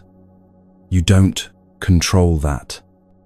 But whether your engagement with it makes you more capable or less capable, more open or more closed, more wise or more confused. That's in your hands. The teaching from Tibetan lamas expands this even further. They say that if you have the audacity to see other people as Buddhas, you receive Buddha's blessings from them. But if you see them as enemies, even their kindness harms you. This isn't just about being positive or having a good attitude. It's about something more profound regarding how perception shapes experience. When you perceive someone as having Buddha nature, as fundamentally capable of wisdom and compassion, even when they're currently confused or unskillful, You create conditions for them to show you that nature. Not because you're magically transforming them, but because your perception changes how you relate to them, and how you relate to them changes how they can show up with you. If you see someone as fundamentally good, but temporarily struggling, you meet them with patience and openness. That patience and openness create space for their goodness to emerge. If you see someone as fundamentally flawed or dangerous or untrustworthy, you meet them with guardedness and suspicion. That guardedness and suspicion creates conditions for them to be defensive, closed, or difficult with you. And here's the really interesting part. Even when they're genuinely trying to help you, if you perceive them as enemies or threats, you can't receive the help. Someone offers you honest feedback with good intentions. If you perceive them as attacking you, you receive their feedback as harm, even though help was being offered. Your perception filtered the help into harm. Someone expresses concern about a choice you're making.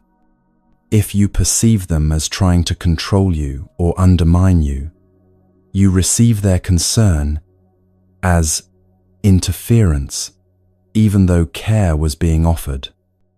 Your perception transformed care into aggression. This is the insight. Your perception determines what you actually receive from any situation or person. Not entirely, of course. Sometimes people genuinely are hostile or harmful, and your perception of that is accurate. The teaching isn't suggesting you should naively see everyone as trustworthy regardless of their actions. But it is suggesting that your perception creates a filter through which everything passes, and that filter significantly shapes what reaches you. So, how does this work in daily life? Let's get specific and practical. You're stuck in traffic. This is clay, raw material. What will you make from it? One option: make frustration and stress, rage at other drivers, catastrophize about being late. Let your body tense up and your mind race with irritation. Another option: make peace with what is. You can't change the traffic, but you can breathe. You can listen to something interesting or valuable. You can simply be present with being still when you'd rather be moving. Same traffic, different clay sculptures. A colleague takes credit for your idea in a meeting. This is clay. What will you make from it? One option: make resentment and victimhood. Stew in anger. Tell everyone what happened to gather sympathy. Let it poison your relationship with that colleague and your experience at work. Another option: make clarity and appropriate action. Feel the anger without being controlled by it. Decide whether to address it directly with the colleague, with your manager, or to let it go based on what's actually useful. Learn something about workplace dynamics and your own boundaries. Same situation, different responses, different outcomes. Your child is struggling in school. This is clay. What will you make from it? One option: make anxiety and pressure, panic about their future, push them harder in ways that might damage your relationship or their self-confidence. Let your fear drive your parenting.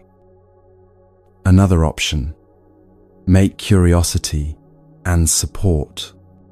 What's actually happening for them? What do they need? How can you help without taking over? What's worth worrying about and what isn't? Same struggling child, different parental responses, entirely different family dynamics result. Someone criticizes you unfairly. This is clay.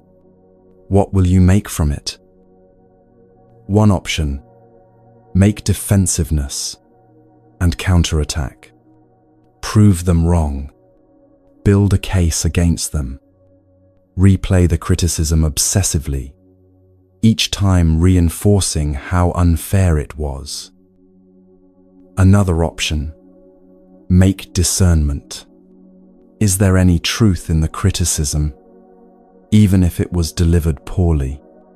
What does their criticism tell you about them and their concerns?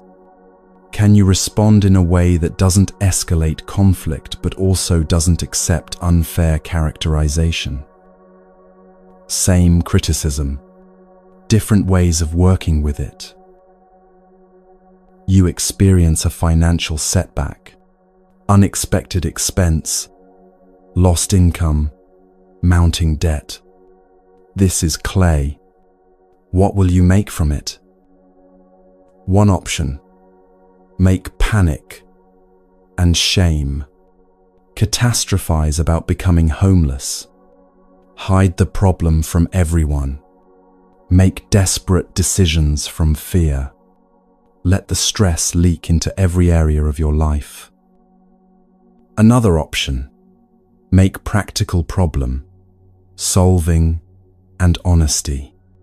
Assess the situation clearly, without dramatizing it. Make a realistic plan. Ask for help if needed.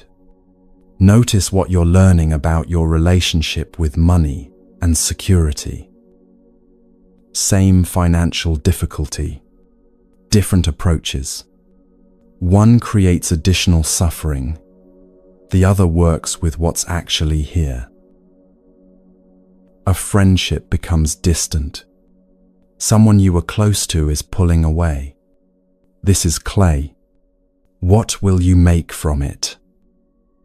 One option, make hurt and abandonment stories. Decide they never really cared. Feel betrayed and rejected. Cut them off completely to protect yourself. Build walls against future friendships.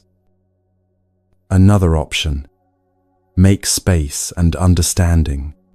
People go through seasons. Their distance might have nothing to do with you. Can you care about them without needing constant closeness? What are you learning about attachment and letting go? Same shifting friendship. Different responses create different experiences and different futures. Do you see the pattern? In each case, you're asking, how can I use this clay? Not, what is this supposed to teach me? As if meaning were hidden inside, waiting to be discovered. But what can I create from this as an active engagement with raw material? This is the practice, moment by moment, situation by situation, relationship by relationship. The clay appears. What will you make from it? Now, there's something particularly relevant about this moment if you're listening to this toward the end of a year. The end of a year is traditionally a time for reflection, and this teaching about clay gives you a powerful lens for that reflection. Not to judge yourself harshly, not to catalogue all your failures and shortcomings, but to see clearly, what clay did you work with this year? And what did you make from it? Think about the difficulties you faced, the losses, the disappointments, the struggles. These were clay. Did you work with them skillfully? Did you extract wisdom? Or did you accumulate bitterness? Did they make you more compassionate or more closed? More resilient or more fragile? Be honest, but be kind in your honesty. You don't need to have handled everything perfectly. Nobody does. But you can notice the patterns. When difficulty appeared, how did you tend to meet it? With avoidance or engagement?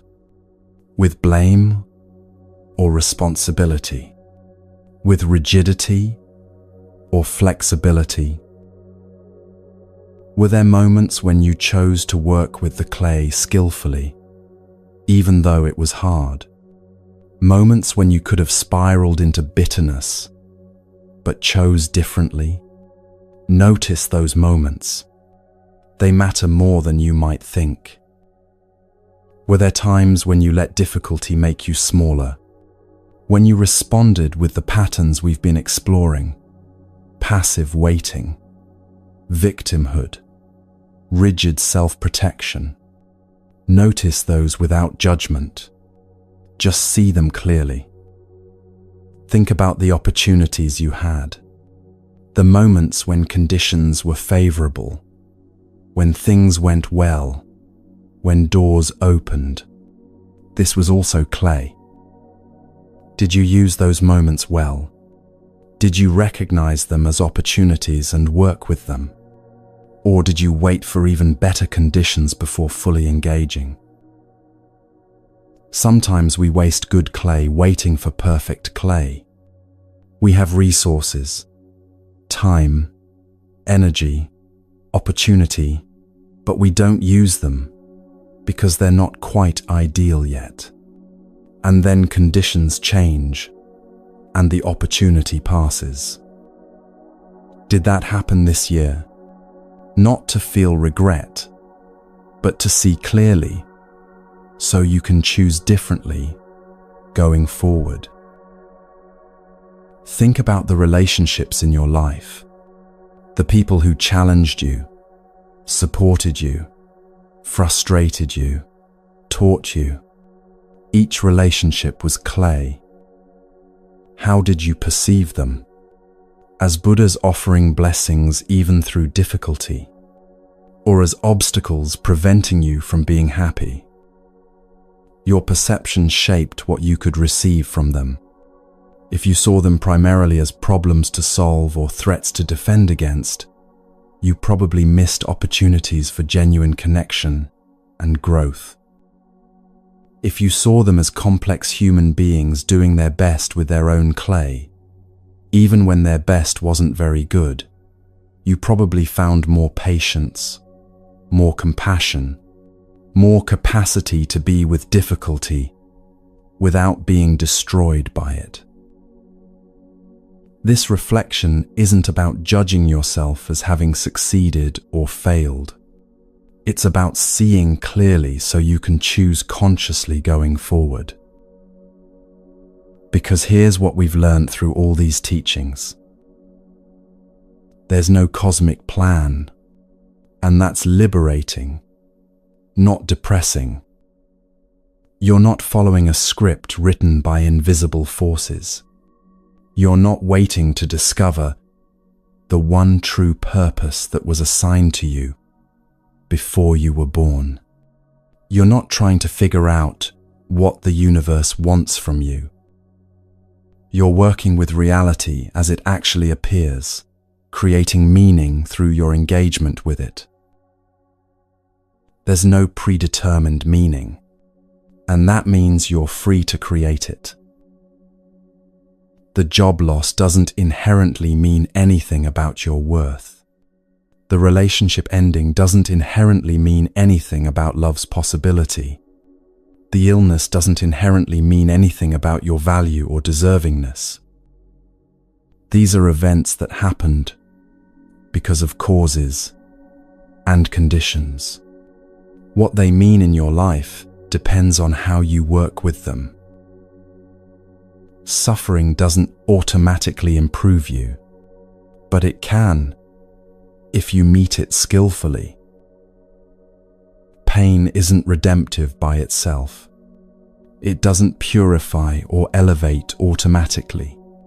But when met with wisdom, with compassion toward yourself and others, with the willingness to extract teaching rather than just accumulate damage, it can become a vehicle for genuine growth. The practice is this: treating each moment as the best opportunity in the universe. Not because it is the best opportunity in some objective sense, but because it's the only opportunity actually available to you right now. And you can either work with it or wait for a better moment that might never come. The person sitting across from you, difficult as they might be, is the person actually here. You can relate to them as an obstacle, or you can relate to them as someone with Buddha nature, temporarily obscured by confusion. Your perception will shape what's possible between you. The circumstance you're in, unfair or disappointing as it might be, is the circumstance actually present. You can fight against it with rigid insistence that it should be different, or you can work with it to create what's actually possible from here. Your choice determines whether this moment strengthens or weakens you. The mood you're in, tired, irritable, unmotivated, is your actual state right now. You can wait for a better mood, or you can work with this mood, asking what's possible, even with imperfect energy and enthusiasm. Your willingness to engage with reality as it is determines whether you progress or remain stuck waiting for ideal conditions. This is what it means to live with clay in your hands. Not someday, when you've figured everything out. Not when conditions are perfect. Not when you feel completely ready. Now, with things as they actually are. The clay is imperfect. It always is. Some days it's very imperfect, lumpy, difficult to work with, seemingly resistant to your efforts. But it's still clay.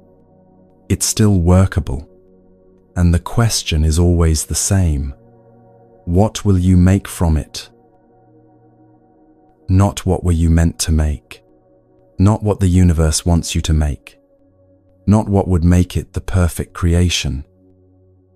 Just, what will you actually make from the clay you've actually been given in the conditions that actually exist? This is your freedom. This is your power. Not power over circumstances. Not control over outcomes. Not the ability to make everything turn out well through positive thinking.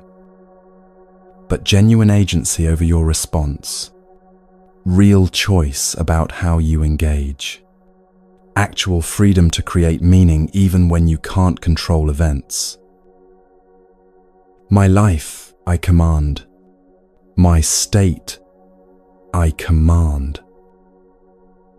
I don't command whether difficulty appears, but I command how I meet it. I don't command what others do, but I command what I extract from my interactions with them. I don't command the clay I receive, but I command what I make from that clay. This is the teaching, simple in concept, profound in practice. Every moment is an opportunity to work with clay. Every relationship, every difficulty, every joy, every ordinary, unremarkable moment when nothing special is happening. All of it is clay. All of it is workable. All of it can be shaped into something through your engagement with it. So as this year ends and a new one begins, the question isn't, what will the universe bring me? The question is, what will I create from whatever appears? Not naively, pretending everything is wonderful when it isn't. Not in denial of real difficulty and real pain, but with clear eyes and skilled hands, understanding that you're the artist and reality is the clay, and every moment is an opportunity to work. The clay is in your hands, right now, in this moment. Not perfect clay, not ideal circumstances, not everything aligned just so.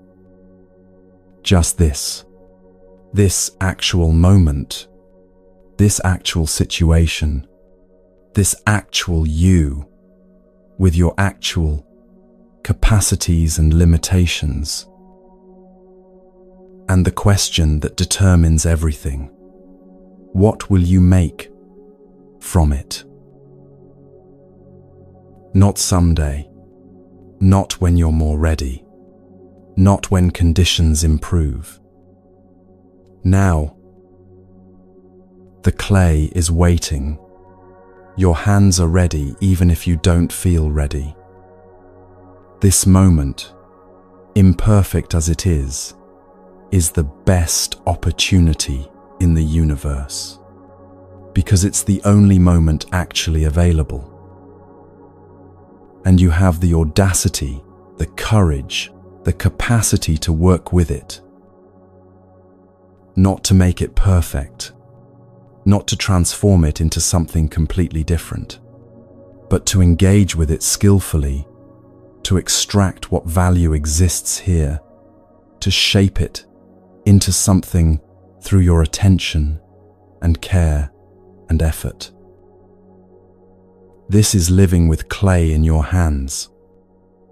This is what it means to command your life and your state. This is how meaning is made, not found, but made. And it's available to you right now, in this moment, with whatever clay you've been given. The question is always the same. The practice is always the same. What will you make from this?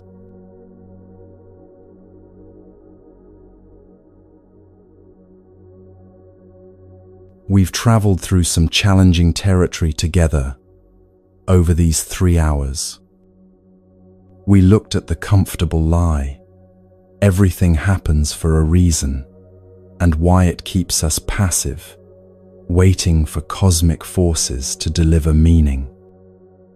We explored what karma actually is, not divine judgment or cosmic reward, but natural cause and effect. Actions create conditions. Conditions create results. We discovered the clay metaphor, that nothing comes prefabricated with meaning, and this is liberating, not depressing. You're not discovering your purpose. You're creating it from the raw material of your actual life. We saw how people who thrive don't wait for perfect conditions. They work with imperfect clay on 364 ordinary days, not just one perfect day per year. We faced the hard truth that suffering doesn't automatically improve you, but it can, when met skillfully. The paradigm shift is complete, from waiting for meaning to creating meaning, from cosmic insurance to personal responsibility, from perfect conditions to any conditions. This is the practice, meeting each moment as raw material, choosing your relationship to what appears, extracting wisdom from whatever comes. Not once, but continuously, every moment, new clay. You're not waiting for permission from the universe. You're not stuck until conditions are perfect. You're not being tested or punished. You're simply being given clay, and you have hands. Share your reflections below. Where are you listening from in the world? What resonated with you? What will you do with the clay in front of you right now? And if there are Buddhist teachings you want to explore in the coming year, share those too. Let us know where you are. This global community matters. The clay is in your hands. Your hands are ready. Everything you need is already here.